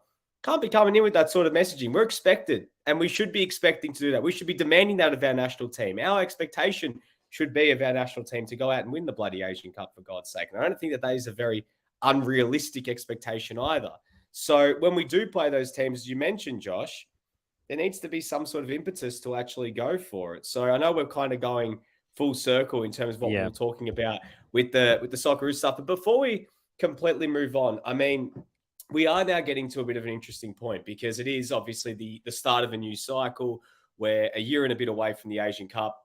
We do know now that this is sort of the time where we start to see the filtering out of players from the squad. Older players announce their international retirements, players announce their retirements throughout this period, full stop in their playing careers, and obviously players come through. I mean, in 2018, no one saw a 14-year-old Garang Kuol going to the World Cup in Qatar, and probably, most of these youngsters probably would have just dreamed about potentially being there. Hey, I mean, if you listen to some of the people at the African Nations Cup in 2019, I mean, if I'd listened to them back then, they were telling me Garang Kuol's going to be a superstar. But...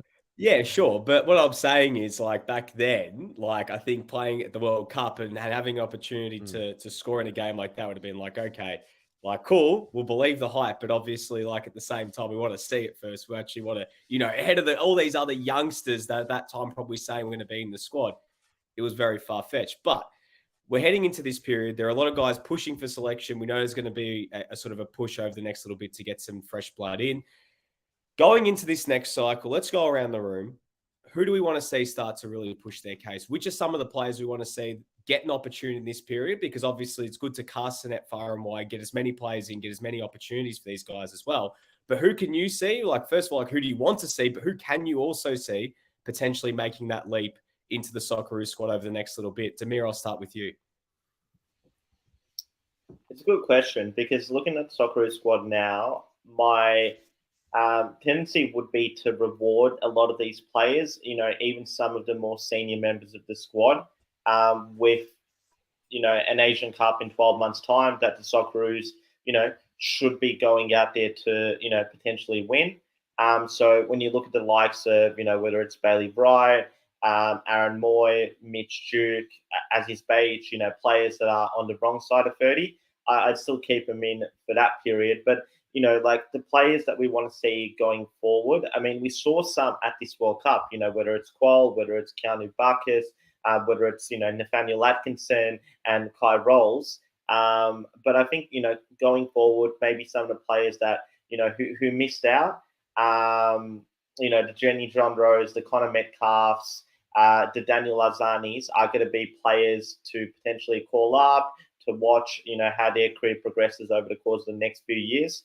But it'll also be a case of, I think we've seen in the past 12 months, a lot of players who were playing in the A-League who have gone on to earn their first European moves, primarily in Scotland, and they've done quite well. So my hope is that, in the next 12 to 18 months, we'll see more players make that move and more players, emerge as potential Socceroos bolters, whether it's, someone like an Alex Popovic at Adelaide United.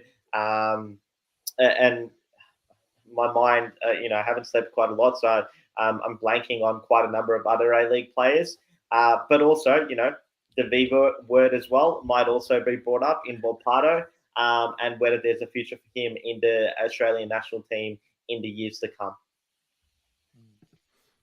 We've seen how national caps can help to catapult players to greater heights, as Demir's sort of getting at there. So yeah, reward the Australian players who are playing domestically in really strong form, especially in windows that don't have quite as much consequence. That's the time to sort of let them have a run. Obviously, we saw Tilio get the late call up into the squad. He did eventually make it in, but of course didn't play. He's a great example. I mean, the darling of this podcast, Daniel Arzani. It could be time, if he has a strong A-League season to finish. Could be time for his national team, Remontada, potentially. I've got to mention as well, Cam Devlin. Obviously, he didn't get to play, but I think as that midfield starts to go through a bit more of a transition where we're probably not going to see a Rogic again, you'd have to think it's unlikely. Moy is obviously tapering off, and I think for what good he's done at this World Cup, we've seen a few signs of that, not just at the World Cup, but in the lead up. So who steps in? Devlin, I think, is someone who can really do that. More of Bacchus after what he displayed, and also any Scots playing in the Cinch Premiership who have Australian grandparents. Absolutely. We need to lure a few more over. We need to get back on that ancestry.com because where would we have been in this World Cup without Harry Sutar? He bailed us out so many times. So he's the breakout star for me, probably Australia's player of the tournament, and hopefully will be the linchpin of this side going forward. In terms of sort of smokies over the next 4-year cycle, I think Neuenhoff, potential there. We've seen it already in the A-League this season. Maybe a Cassini Yengi. I don't know if Alu Qual can kick on. 2 Quals in the national team are better than 1. Jordan Boss. Obviously, yeah, Geordie Boss, Tilio, Arzani, and I also think Nesta Irankunda is a potential world-beating talent and an athletic freak who could make the step up earlier than other players just because he's a precocious developer physically as well as technically. So, I don't know if he'll be at the next World Cup, but I wouldn't bet against him. For me, when you look at, sort of the positions of need and the positions where I think we're probably the lightest, and you think about which players are coming through, I think you mentioned Geordie Boss to me. I think he's someone who, going out on a limb here, I think that if he has a really, really good run over the next little bit, there is every reason to suggest, I know it's very early to say it, especially after the tournament as his age has had, but there's every reason to suggest that, if it gets to that stage, probably by the next World Cup, Geordie Boss will be the starting left back for the Socceroos at that World Cup, but there's every chance as well he'll be at the Asian Cup as well. I think that there's every chance he could be the deputy to Beige or even potentially pushing for a starting role because he's been brilliant to start this season. I think he's someone to certainly keep an eye on. But some of the others as well, I think, as Jack Pantelios also put in here, obviously you guys all mentioned Yengi, Arzani, Popovic, Irankunda, Neuvenhoff, but Mo Toure as well is another one. I think that, obviously considering now he's playing in Ligue 1, someone as well to certainly keep an eye on. Lazar 11 as well has come through with Josh Rawlins, who is playing now over in Holland, I believe. Callum Talbot, as Angelo's come through as well, has had a really good season for Melbourne City. Right back's one of those positions where we're actually quite well stocked. We have a lot of right back options if you include Ryan Strain as well. And of course, as Jess has come through with, we have Joe Gauci in the goalkeeping stocks, because we do know, we are getting a bit, obviously with Andrew Redmayne getting older, Danny Vukovic getting older. We don't know about sort of what Mitch Langrak's status is as well. Joe Gauci is potentially someone to keep an eye on to maybe deputise for Matt Ryan or potentially push in the future. But the one player that I really want to see get that opportunity in the next little bit, as you mentioned, is Nestori and Irankunda. But I think that's on, Adelaide really giving him more scope to play, because I don't think he's playing nearly enough as he probably should be. And he's someone who could really, I think, take the nation by storm. And if he goes on a good run, there's every reason to suggest that he could even potentially, dare I say it, get an opportunity in the lead into the Asian Cup if he has that sort of, Garang Qual-esque kind of run where, we saw what he did at the end of last season. But if you can capture lightning in the bottle like he did, you never know. And just to round off on this point, the amount of names from the A-League men's that we've suggested to be future Smokies, it feels like as good a time as any to just point out the fact and reiterate the fact that I think it was 17, Nick, of the 26 that made the World Cup squad started in the A-League. In the A-League men's. I think it was it might even have been more than 19? It was 19 up to when when Tilio got called in. I think it was up to 19, which is pretty incredible. Which is a real, I think the only players, if I look through this squad, who didn't play in the A-League. So you got Milos Steganek, Frank Karacic, Bailey Wright, Harry Suter, Aiden Hrustic, Jackson Irvine, and the seventh one is, I think that's about it. Or am I missing someone? No, I think that's about it. So I think it might be 20.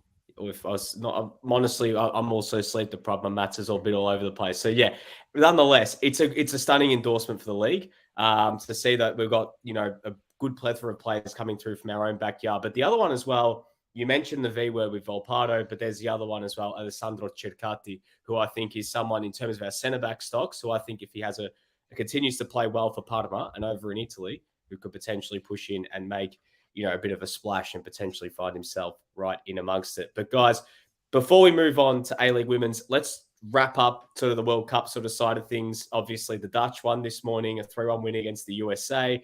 They play Argentina in the next round. We've got 2 games tomorrow with France against Poland and, of course, England against Senegal.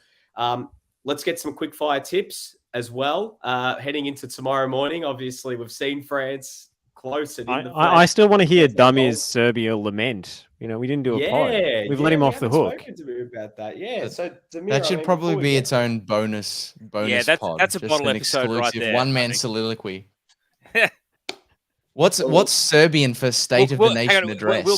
We'll call it a Serbian podcast. What's? I get that joke. I wish I didn't. I think we all wish we didn't, but no. Let's have a special one-off. If anyone's even interested, which I doubt they will be anyway. We are. I want you and Pakua on one podcast just to talk about the respective exits of Ghana and Serbia. Just to put in exactly. It'll be like contrasting approaches to defeat. It'll be like the group therapy sessions in Fight Club. And just to put in context, I asked Damir for a couple of questions on what his thoughts pre-tournament were about Serbia. I got 15 minutes worth of audio messages, and it was great. I would listen to it again now. This guy knows what he's talking about. If you want to know why Serbia fell down, this man will tell you. Maybe Lockie should just forward them, drop them in a Google Drive or something like that, and just be like, "These are Damir's preview," and then we get the Coolash files. The Coolash files. Before we move on, guys, to A-League Women's, let's get some predictions for tonight. France, Poland, 2 a.m. How do we see this one playing out? I think this straightforward win for France. Poland haven't impressed me. Szczesny has obviously saved a couple of penalties. They were so negative in that last game with Argentina. I was hoping they'd get punished for it by Mexico, but didn't eventuate. I'm hoping that it's 4-0 and Kamil Grabara somehow slips over and hits himself in the nuts with something on the bench. Damir? I think it'll be a France win. I'm not sure if it'll be as comfortable because I think, Chesney is a keeper who on his day can, just about stop anything. You never know. The French defense can have its moments as well. So can a Lewandowski or a Milik pounce on, a half chance and get to pole something? But I think it should be a France win. That reminds me, we haven't done the internal tips. So better get onto that as well. France 2-0. Lockie? France 1-0. I'm not going to watch it. I don't think I'd enjoy it if I did. I'm going to feel pretty okay about all of those choices. It's going to be a toughie. Tayo? France 2-0, 3-0. Pick your own score. France 2-0. Giroud breaks the record tonight as well. This is the night. This is the night he becomes the man in France. See, now I do want to watch. The 6 a.m. game. I mean, the last time England played, we were hoping, we were praying that maybe there could be some sort of miracle and the Welsh could get it done. And we looked absolutely stupid when England just completely ran riot over them. England-Senegal. Who wins this game? Can Senegal, shock the world? Can they get the job done? Or is it a straightforward win for the English? It's interesting. I think the direct approach of Senegal can cause a backline with Harry Maguire in it some problems.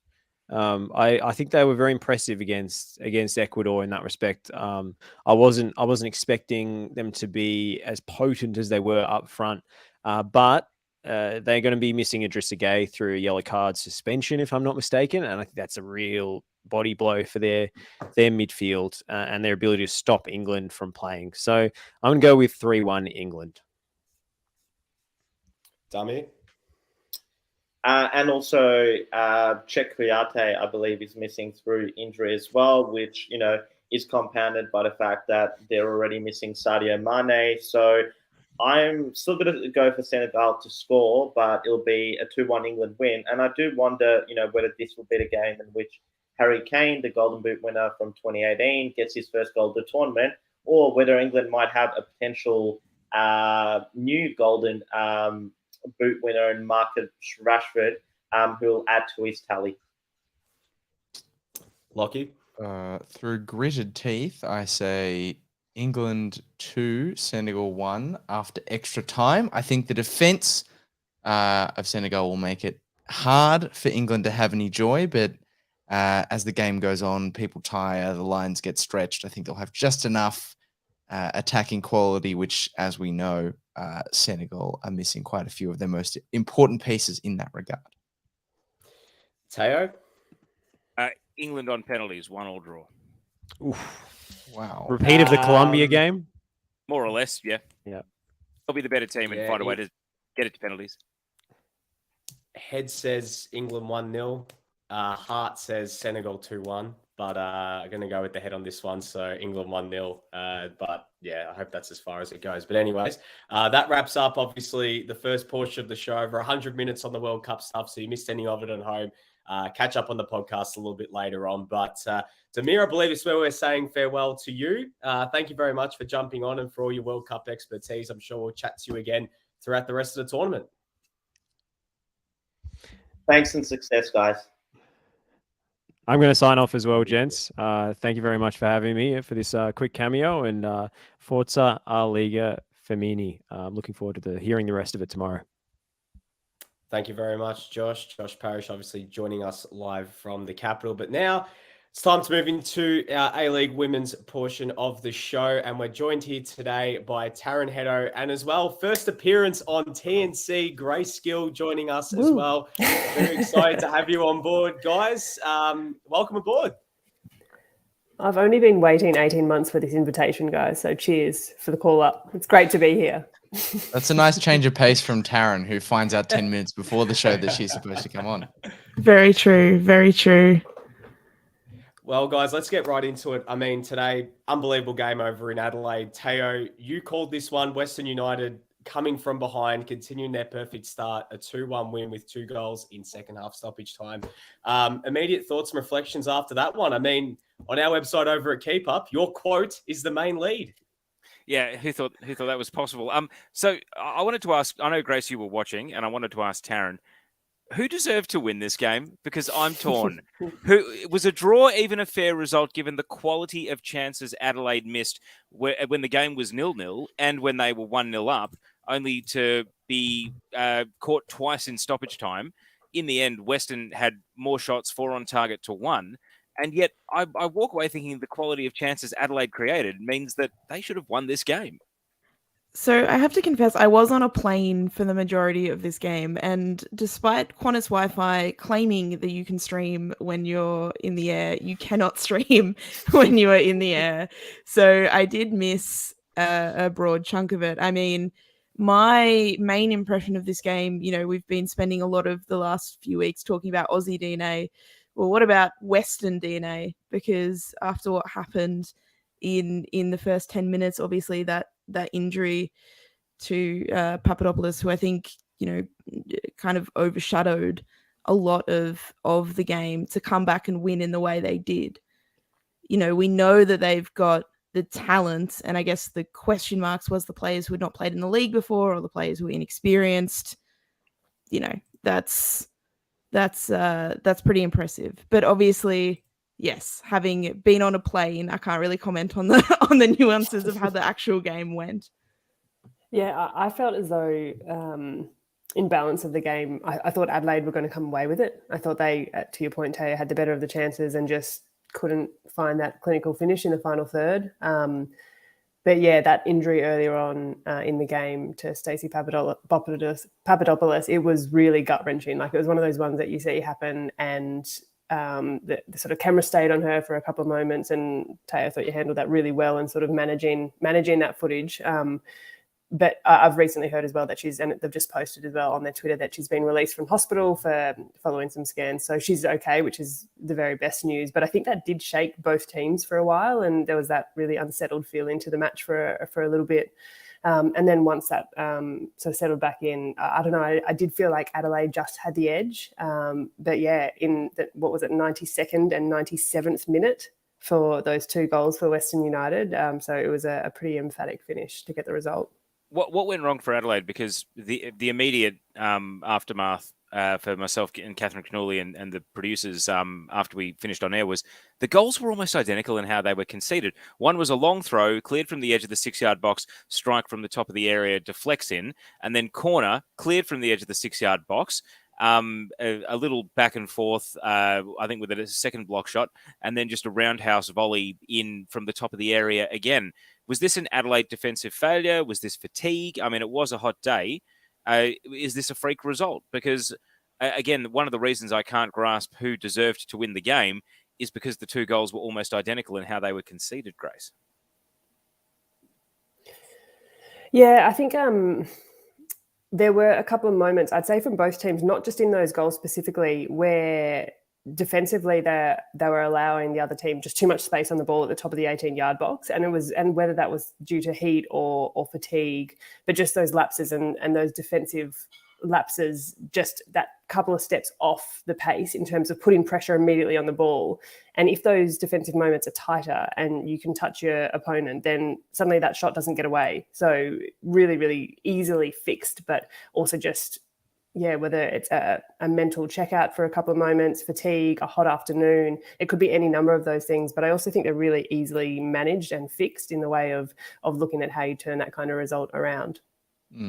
Well, I think I agree with both of you in the sense that there's a bit of column A, column B in terms of defensive lapse, fatigue, all of that sort of stuff. I mean, I don't play in 30-degree weather very often, but I can't imagine that it's easy.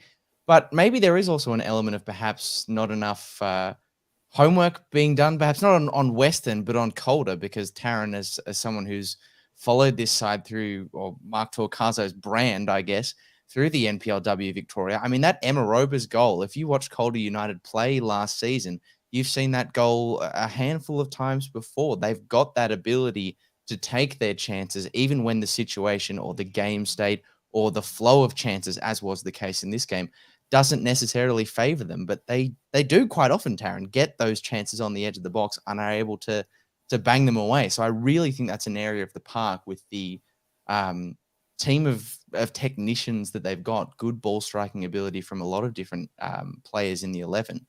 It's really not an area of the park that you can afford to cede to them in any case, because if you watch the NPLW Victoria this season, the evidence of that sort of thing from Emma Robers specifically, let alone other players, the evidence was there.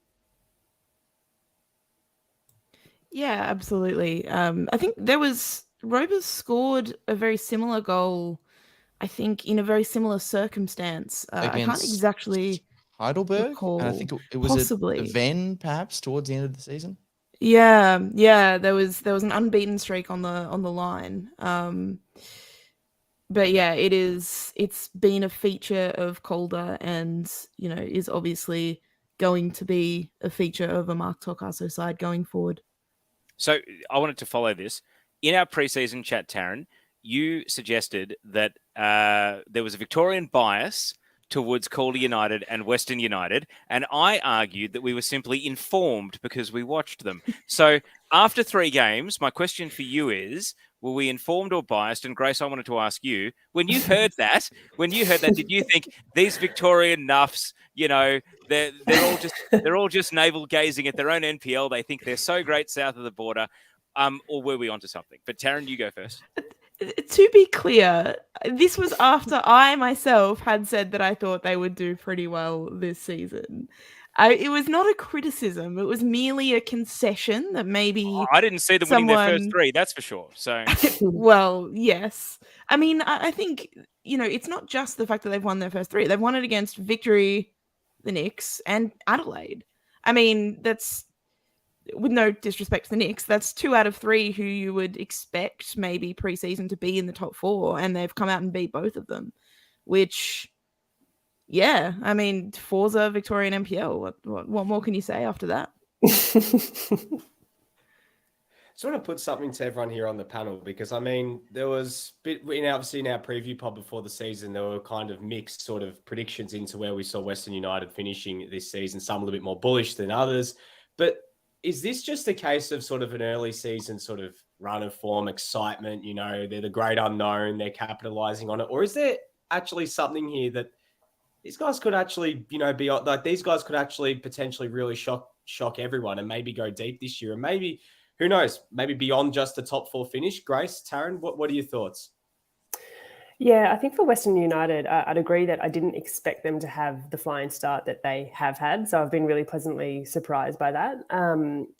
I don't think in the football that they're necessarily playing really delightful, sort of pretty to watch football. They're just finding ways to get results. And if I cast my memory back to the opening match against Melbourne Victory, they didn't play particularly well, but they just scrapped their way to a result. And I think there's always going to be a little bit of that when you've got this brand new team. Although the Calder girls have played a lot together, they've got a mix of people who haven't. So that's always going to take a little while. And where that could go in a couple of different directions. One is that they could get better and better as the season wears on, which is obviously going to put them in a really dangerous position going into the latter end of the competition. Or those cracks could start to appear where it could just be a new team, new excitement, new season kind of bounce that they've started really aggressively on the front foot. So a little bit on the fence with as to where they're going to go with it. But I've been really surprised by what they have been able to produce, and pleasantly so. I do wonder if the fact that they have the bulk of the squad have played together as Calder is having a sort of oversized advantage in a season where not every team has had a significant preseason.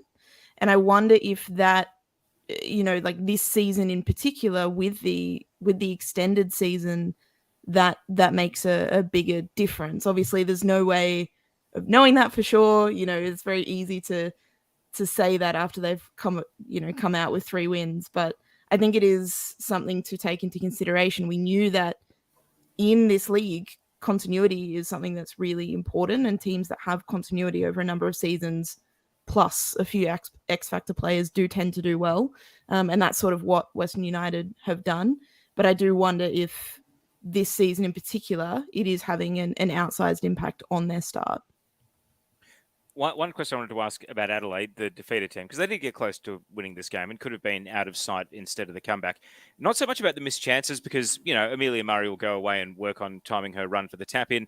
Misha Westland has scored the goal that she didn't score today a dozen times in the last 2 seasons of NPL, whether it was for Lions in Queensland or for Manly in Sydney. So that's frustrating because, that's the goal she scores. And I wanted to ask about the combination between Sasaki and Holmes, because, Grace, you and I did the Perth Adelaide game last week, and those two ran the game. And today, I feel as though they didn't pass to each other once.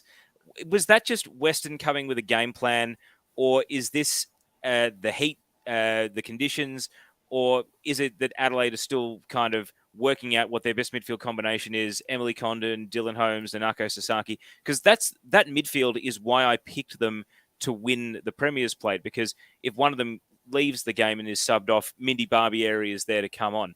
They've got so many options they can roll through that team. I just don't understand why they were off today and didn't seem to be playing on the same pitch as each other at times.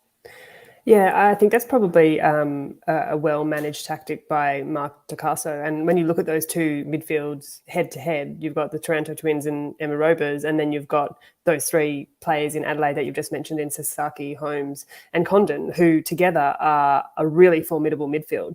So if I'm Mark Picasso going into this game, I'm thinking, how can I close down the powerhouse of this Adelaide team, which is this really creative, really strong midfield? And whether that's giving Mark too much credit, I don't know, but it worked for whatever reason. And I did feel like the midfield was somewhat nullified for Adelaide in that last week we saw Condon really good on the ball, really creative, creating a lot of opportunities, but today less so. And I think she just had a lot less time and space on the ball. So whether that was sort of a moment of tactic genius from Picasso or otherwise, and it was just the way that the game played out, I guess we'll see in weeks to come. But you're right, Tay, that midfield wasn't as sort of controlling or dominant as what we've seen in recent weeks. And Lagazzo was great in the second half. I don't think Western win the game without her there to basically wrestle back a bit of control of the midfield. But, I mean, I don't know. Maybe they can put it down to the heat and also the width and the size of the pitch. Service FM Stadium, if Adelaide work out how to play it, I feel as though it could be a distinct home ground advantage for them. So be interesting to see whether Lagazzo's back. Obviously, Western United have the bye after that, and they do play Melbourne City next, the other undefeated team in the league. A 3-0 win against Brisbane yesterday. Taryn, you called this one.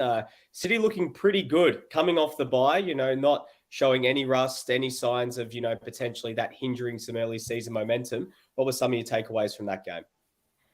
Yeah, City really dominated this game in my view, and I think that came from their midfield largely.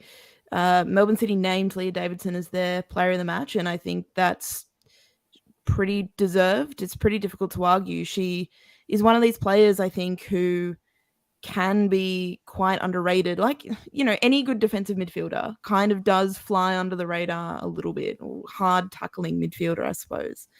And a lot of the game sort of went that Brisbane would have the ball, sort of try and do something, try and either bomb it forward or have the ball in midfield. Davidson would break it up. Policina would run with acres of space and then essentially be able to hit it to either Ekic or Rojas or Henry to do something up top. So, look, it was, a very well-deserved win for Melbourne City. And they look really dangerous in this competition. Early days, of course, but they look really cohesive and really good. Grace, I wanted to ask about Daniela Galic, because you watched the Under-20 World Cup closely. Dario Vidizic, who's now come in as the City women's coach, replacing his dad, Rado, has said that she should be in the mix for the Matildas before too long. It's a 16-year-old, though. 10 years ago, we were capping Caitlin Ford, Tegan Allen, Sam Kerr, Emily Van Egmond, combined age of 60. They were all 15. So 10 years ago, Daniela Galic is probably in the Matildas. Is it a maturation of the A-League women's and the national team, but also the discussion that my instinctive reaction is actually too much too soon, pump the brakes? Or am I going a little bit non-committal on what is actually a generational talent here that could be, the next Van Egmond? Yeah, well, I've been sort of no stranger to singing the praises of Daniela Galic. I think she's a really talented young footballer. I think she's got some great assets and attributes about her that could see her in the Matildas for many, many years to come.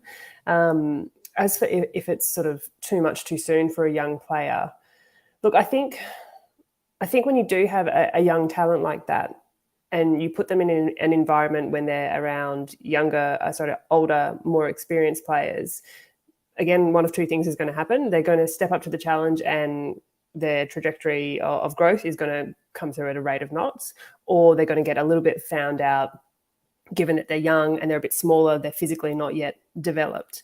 I think Daniela Galic, if she has a really strong A-League women's season, and she's already started in good stead, but if that continues throughout the next few months, then I would sort of be not hesitating to getting her involved in the senior Matilda squad just to get her around that environment. It doesn't mean she's going to play. It doesn't mean she's going to be hugely involved, but just getting that little glimpse into life of a professional footballer at that level can be really beneficial for a player. But of course, all those things are managed really carefully in the way of load management, player management. Like, she's young, she's still in school. Those things would have to be really carefully and closely considered. But I don't know. I wouldn't be pumping the brakes too hard there, Teo. I think she is a generational talent, and I think that kind of inclusion could be a real benefit to her.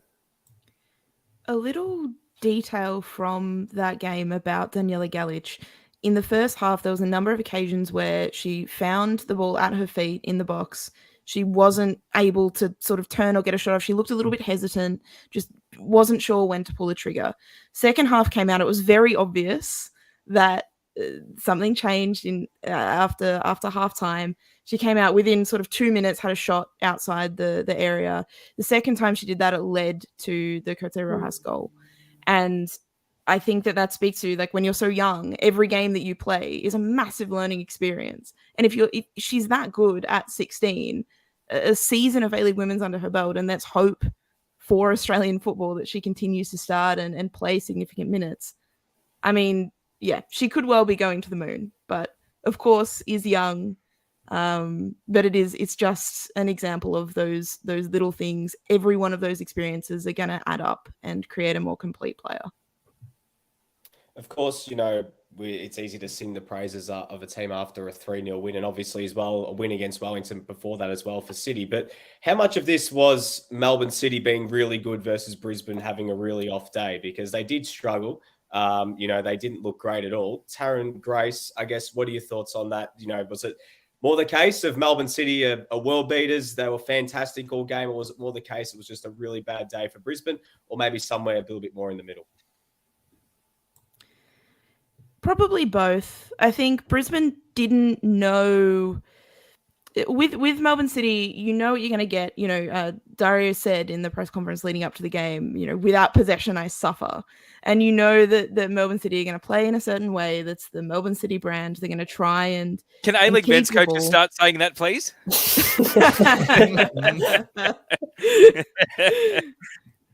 Yeah, it's almost anti A-Liga kind of sentiment there. But yeah, you kind of know what you're going to get. I think Brisbane at their best, like, they are a transitional team, and you've got a front three who are pretty pacey. But unfortunately, what ended up happening was Sian Fryer was just doing doggies up front. She wasn't really achieving anything. She was just running around, and it was young centre back whose name is flying out of my brain, 18-year-old Melbourne City centre back Naomi Chinema, was really easily able to just play the ball around the press, which it just felt effortless. And I think Brisbane weren't sure whether to sit back and try and hit on the counter. They would get baited into going and then would just get played around, and City would have the run of the midfield. So it is something that Gareth McPherson's going to have to look at, because there's going to have to be a stronger plan against that kind of side going forward, if they're to have continued success.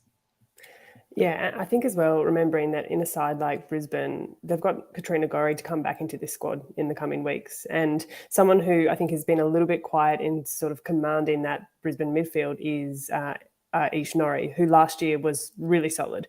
Just hasn't quite hit her straps yet this year. But I think once they get that kind of cohesion under straps rather, they'll look a little bit better. But at the moment, yeah, I agree with you there, Taryn. City just looked really comfortable playing out. And Chinema, their centre-back, is another really great young talent in both the young Matildas side and for City. So I expect a lot from her in years to come. But City just looked really unflappable in this game and looked well and truly in control. So I think it probably was a bit of both, to answer your question, Nick, around City being really dominant, but also Brisbane not particularly pressing or challenging them in a way that was going to ask much of that City side. Well, it was a conversation point that came up on yesterday's edition of Dub Zone, but I wanted to explore it a little bit more. Is it time? Do we need to have a Cote conversation? Because Maria Rojas obviously scored again. Yes, she had that incident with the penalty, but she scored again. She's got 2 in 2 for Melbourne City, but her injury replacement contract runs through to the end of this year, as far as I understand it. What's going to happen? Well, what is City going to do? Do they let her go? Does she drift off to another club in this league potentially? I mean, we saw in the most recent episode of A-League's All Access, Jeff Hopkins being caught on the hot mic saying, we need a striker. Is Cote that striker? I mean, we need to have this Cote conversation, I think. What do you guys make of it all? Well, Teo and I did raise eyebrows at each other in yesterday's Dub Zone episode when we said, would Cote go across to Melbourne Victory and go across at City rivals there? And don't forget, Western United have a certain international marquee whose contract is up in 4 games as well.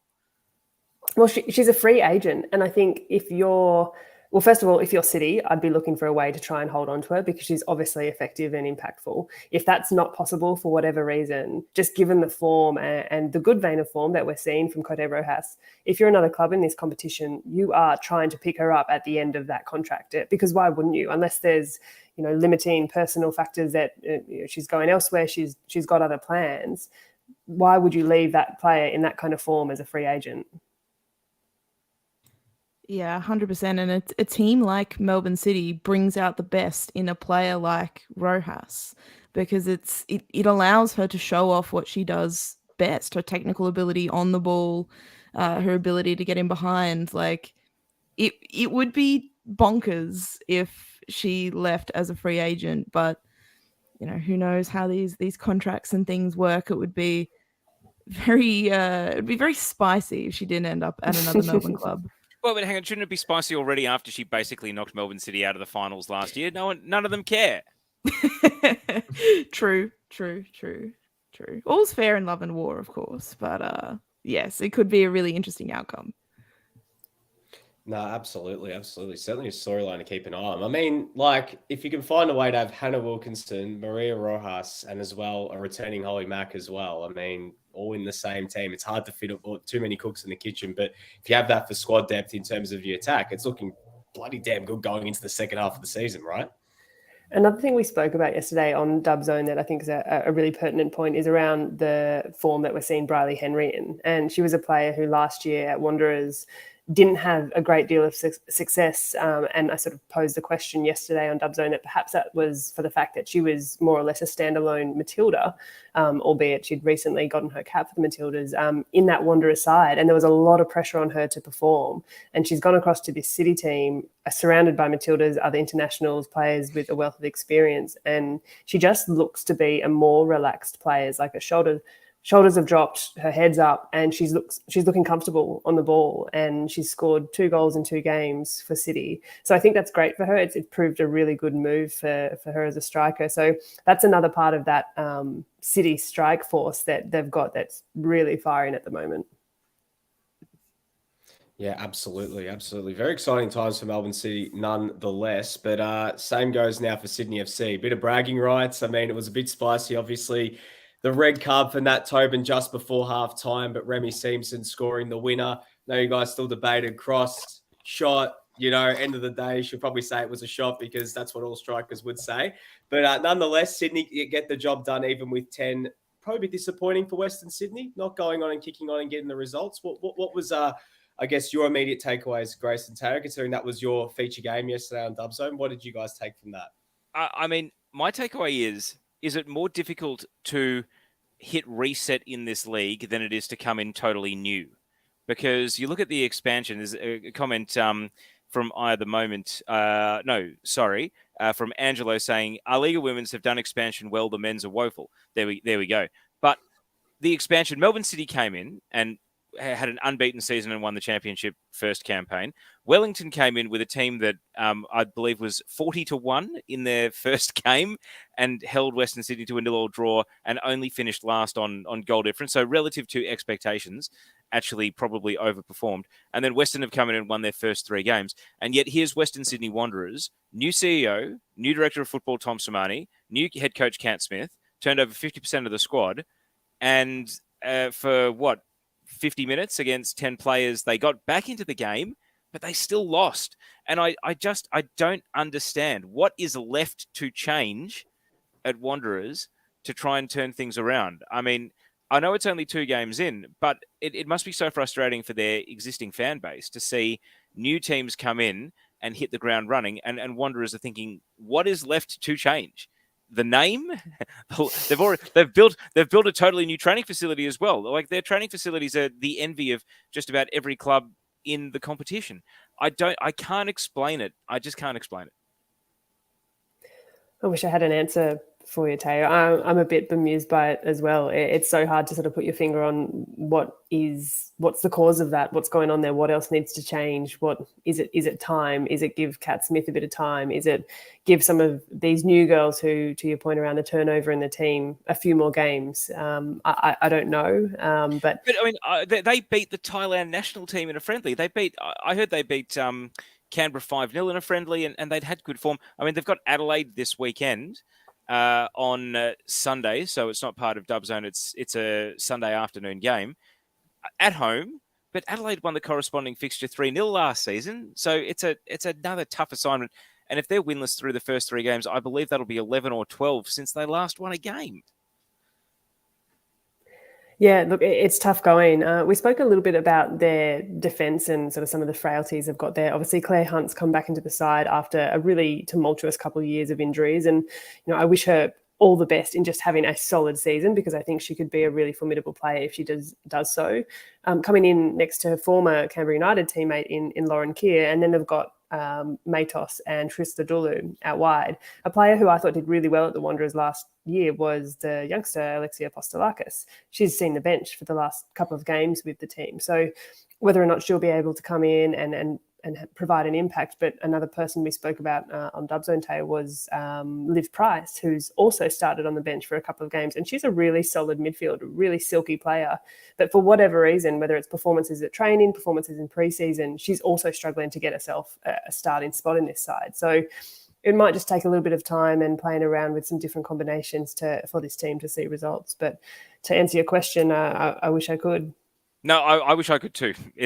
Because their fans are the ones who suffer the most. Like, we're confused by it in the media. Their fans are the ones who are actually hurting. And you'd have to be a loyal fan at this point. They've almost lost a season worth of games in a row based on last year being a 14-game season. Just a quick point on this game. In terms of Sydney FC, Remy Simpson coming off the bench and scoring that goal, I think, makes it a very interesting proposition on how they're going to line up going forward, because it's unclear if Madison Haley, who looked quite impressive as well, and Remy Simpson can start in the same lineup. Maybe not in a 4-3-3, because neither of them look particularly suited to playing out wide. You could maybe change things up and go to a 2 up top, but that means sacrificing a midfielder, and none of them really deserve to be sacrificed either. So it's a very interesting problem for Ante Juric to have, and I do wonder how he's going to manage that as the season goes on. Lockie, any points on this one as well? Well, I was just thinking that's a problem that Cat Smith very much would like to have, to be perfectly honest with you. Even one of those would do quite well. I think that was kind of the deflating, or one of the most deflating elements about this as a Wanderers fan, I guess, or as someone who's paid any attention to them in recent times, even after the Tobin red card, the longer the game state sort of remained where it was Western were chasing, they were getting chances away but weren't converting. You got the sense that Sydney, re-establishing a foothold in the contest and potentially scoring as well was sort of a matter of when and not if. And it would be intensely frustrating as a Wanderers supporter to know that when was right at the end and was also before the Wanderers had scored themselves. Don't you find that the case, though, sometimes that when a team goes down to 10 players, they actually get a little bit better and it changes the dynamic of the game and suddenly it's harder to defend against and there's space where there wasn't space for whatever reason. And I found that a little bit with Sydney. I think it actually opened up the game for them. And obviously then when Remy came on and those substitutions as well with Abby Lemon, I thought Shea Holman was a little bit hard done by to see the bench because she'd had a great first half. But to Ante Juric's credit, those substitutions worked really well because it was Abby Lemon at the base of that play that then saw Remy knock that one into the back of the net. And in speaking to Remy, she has said that she's a striker, so she has to say it was a shot. Well, conversely, Grace, I mean, you talk about even, what it's like when you're sort of attacking with 10, but even when you're going against the team with 10, we've seen it so many times, even from an A-League men's standpoint. We've spoken about it at length on this podcast. They're going up against 10. Sometimes it's much harder to try and break through when they're putting, playing in that low block and everything else. And for a team, if you don't have those players to pick those holes through a defense, you're always going to find it more difficult. And obviously with the Wanderers, that's the case right now. But nonetheless, another win for Sydney. They've won now back-to-back games, but the Wanderers still looking for that first win. Rounding out the Saturday games was Newcastle to Perth Glory 2. Newcastle twice coming back, getting a result. Disappointing for Perth. I mean, there's now 3 games without a win to start the season. Considering the expectations going into this year, back at home, hopefully a bit more of a normal season compared to last year. A bit of a disappointing start to the year, guys think, for Perth? Yeah, they're not quite clicking at the moment, and I'm not sure exactly what that is because they've got the quality all there. I mean, their front 3, Coleman, Hinson, and Riley Baisden, they're all quality players. So I'm not 100% sure whether it's again because they're Perth. I'm not sure that they were able to have preseason games against opposition, not because they're far away, not like not like insulting the club. It's just distance. Not on Mark McGowan's watch. Just far away from other clubs. So yeah, maybe it's just a time thing. Maybe it's just an adjustment, getting used to playing together, because they show little glimpses, but then very often we'll just make the wrong decision in possession or have a bit of a fade in defense. So not quite sure what it is for Perth. I still think they will come good, but the longer season allows them that time. But it is a bit of a concern for Alex Parkers and something that does need ironing out. Yeah. Go ahead. The issue is when only 4 out of 11 make the finals. I assume that when Central Coast come in and it's a 12-team league, they'll go to a top 6, but that's an assumption. I don't know for sure. But when only 4 out of 11 get in, draws hurt that much more, Grace. I mean, a point on the road in Newcastle, under most circumstances, would be a good point. But I think Perth look at drawing away to Newcastle in the infamous Michael Caine game last season. If anyone left this one at halftime, by the way, shame on you, because the second half was unbelievable. But that game ended in a draw last year too. And I think Perth look at that game as the one where they dropped 2 points and eventually that, hurt their challenge for the top 4. But the really strange thing is Newcastle, they had an XG of 2.04, but the goals that they scored came from Perth defensive mistakes. They created a heap of quality, but then scored from 2 Perth mistakes rather than converting the chances that they themselves created.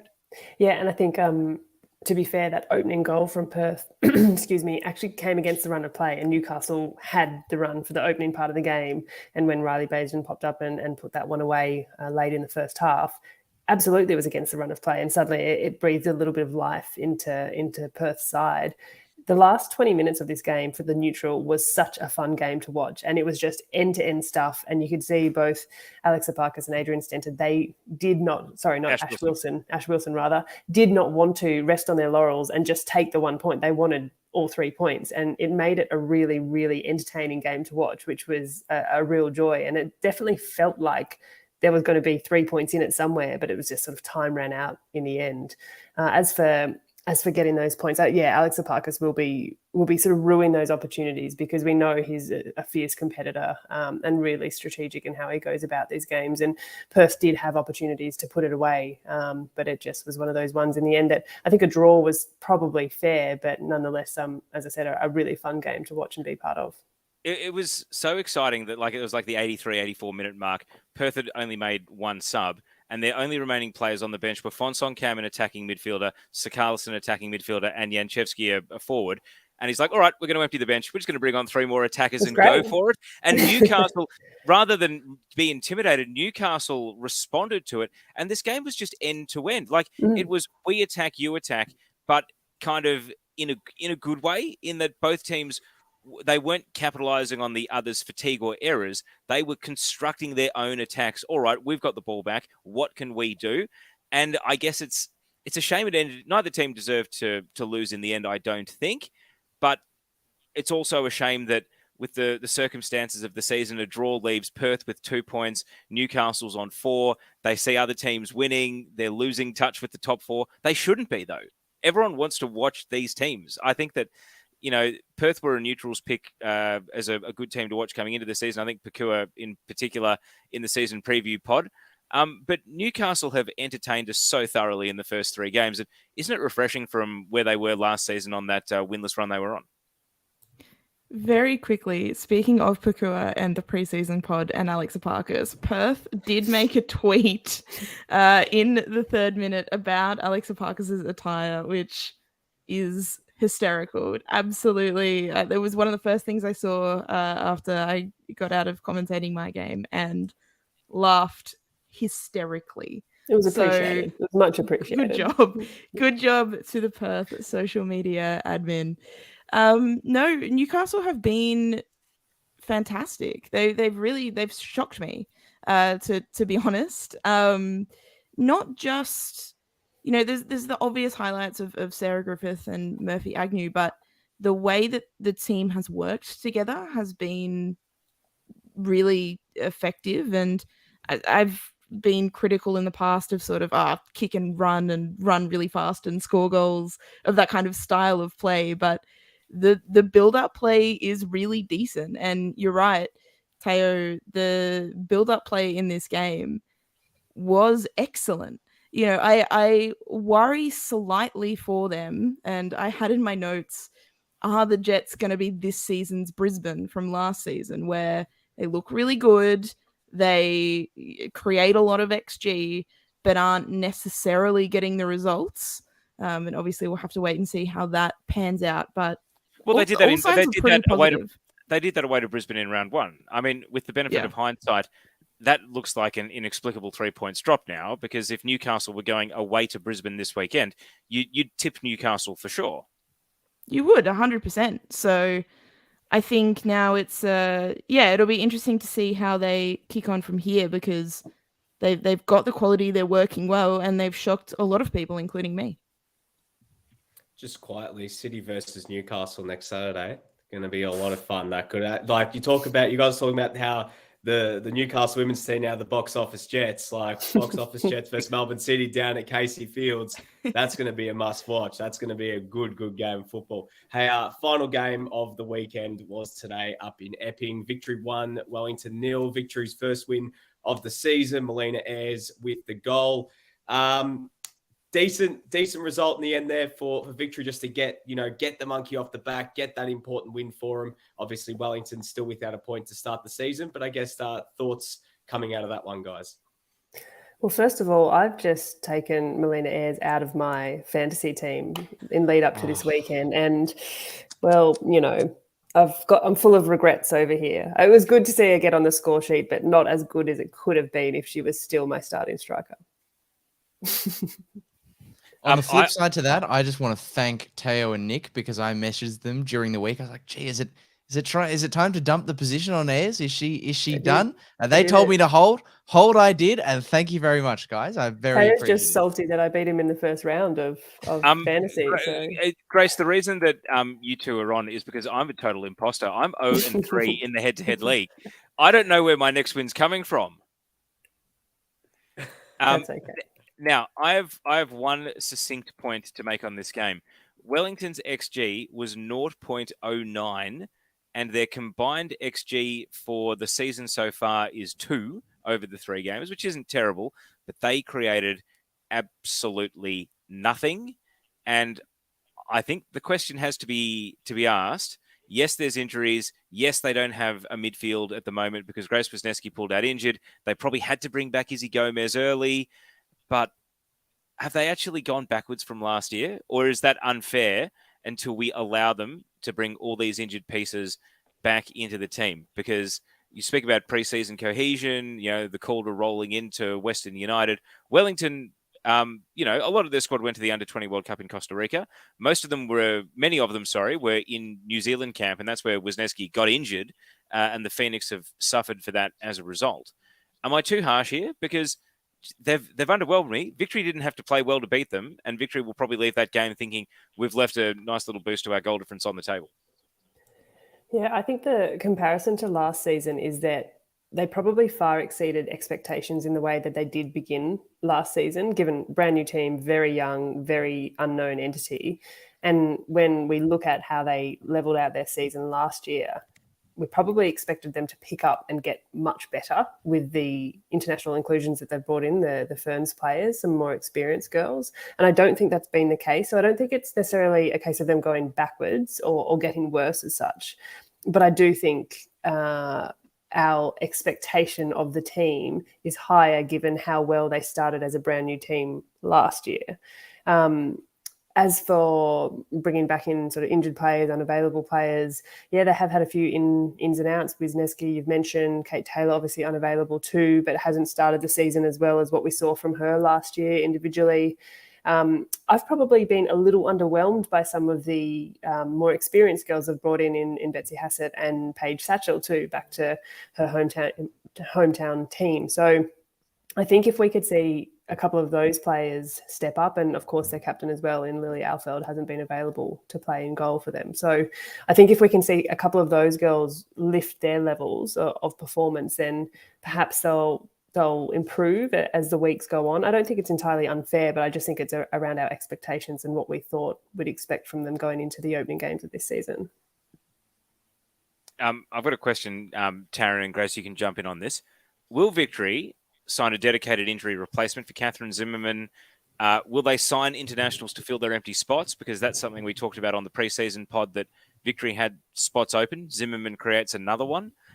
They had Maya Markovsky back on the bench and subbed on. I mean, great news for Maya. Obviously, her rehab's gone well, but she was having hip surgery mid-NPL season, and the diagnosis could have been as many as 6 months, and I think she's come back at the earliest possible opportunity, which is great, obviously.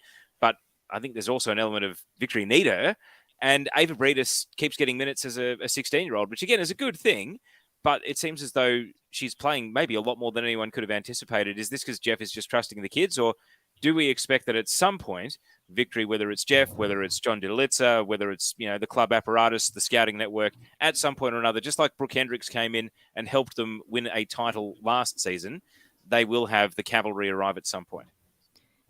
They should do, but remember how long it took for Brooke Hendricks to be signed last season as well. But we were still mired in COVID at that point, don't forget. And also the transfer window was an issue too. Taylor, you're forgetting Jeff Hopkins' quote from the sideline in Access All Areas, where he pointed and said, we need to sign someone like that. So yes, to answer your question, I think they will replace Zimmerman and sign in, whether it be an international or a known striker. I think given the kind of player that Zimmerman is and the sort of work she does, her work ethic, her work rate for the team is going to be really, really missed. And I think that was even felt a little bit today in the front third. So yeah, I'd be completely unsurprised to see them bring in, whether it is an international or someone who is at the moment floating around as a free agent. I don't have anyone off the top of my head in mind, but I definitely think those spots will be filled. Roller Or even Butterwear, someone who's going to NPL be floating New South around Wales. as a free agent at the end of this year. Go take, go take, go take. No, but- It's the I mean, Chaos but- League. I want a Chaos transfer. At Simple as this that. point, Zimmerman was signed out of the NPL. Roller Butterwear just won the gold medal in New South Wales Women's NPL. Why wouldn't you at least make the phone call? Like, it's a two-footed striker who is coming off a 13-goal season for Sydney Uni, the best NPL in the country. I don't know why you wouldn't take a flyer, especially when Zimmerman's an international and you can just come in as a straight replacement. Anyway, I'm sure they've got a plan. How good, by the way, was All Access, the sideline stuff? What about the sass from Emma Kotzbeck? Jeff Hopkins is giving it to the fourth official and the assistant referee, and she goes, "Yeah, no such thing as incidental contact," and then just runs away with the flag. I thought that was the best part. It fantastic. was a highlight. It was the walk away and Jeff looking over at her, going, "What did you just say?" All Access has been unbelievable. I've loved it. Like it's so good. You know where to go. You know where to go to view that. You know where to go get that APL check plug in for keepup.com.au. Guys, obviously we've gone 2.5 hours. Geez, it's been a long one today. But anyways, guys, about time to wrap up. Lockie, before we go, we're not talking fantasy, mate. We are talking fantasy. Not after this No, week. We're talking fantasy because Lockie Flanagan, head coach of Grove Street FC, and Mark Torcaso, handshake emoji, 3-0 to start the season. Let's go. Who would have thought? I have one last question. I have one last question then, and it's a one-word answer. After 3 weeks, Grace and Taryn, who is actually the best team in the A-League Women's? City. Ooh, Taryn.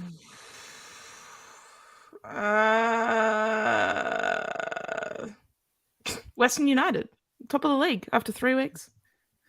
Yeah, good. I like the answers, but it's tough, isn't it? I think that's the great thing about a long season. It's hard to believe that, as recently as 5 or 6 years ago, we would be 3 rounds out of 10 done. This would be a 33% of the season review. It's good. Get comfortable. We've got plenty of football ahead. It's exciting. Very, very exciting. Hey, guys, before we go, Grace, Taryn, just want to say thank you very much for jumping on board. Today, obviously, Grace making your TNC debut, fantastic work. It's good how now I got from the Keep Up Live blog point of view on a Saturday, and I've got Grace and Teo here now. After Teo very kindly gave the shout out last week, but loving the work you guys are doing every single Saturday. So just wanted to make sure I include that one. I tell Teo that a lot, but Grace as well, doing a great job every Saturday, very enjoyable, and Taryn as well, brilliant job on commentary as well throughout the first few weeks as well. So. Yeah, thank you very much for jumping on board today. Thanks for having us. You. Thanks and success. Yeah, thanks and success. And for everyone at home, miss any of it, podcast will be up a little bit later. Full chat, Socceroos, post-mortem, obviously, where do we go from here and everything else. And big thanks as well to Joey and Vince jumping on live from Doha before chatting to Arsene Wenger. So we'll be back again. I don't know if we're back again next Sunday night or maybe back some stage during the week. You know what it's like. It's just at any time whenever we feel like doing a podcast. Do we have to do an A-League men's season resumption preview? Yeah, Nick? well, I mean, we can. We can if we want to, but I don't know if schedule permits. So we'll see how we go. We'll chat during the week. But anyways, guys, thanks and success, and have a good week in the rest of football.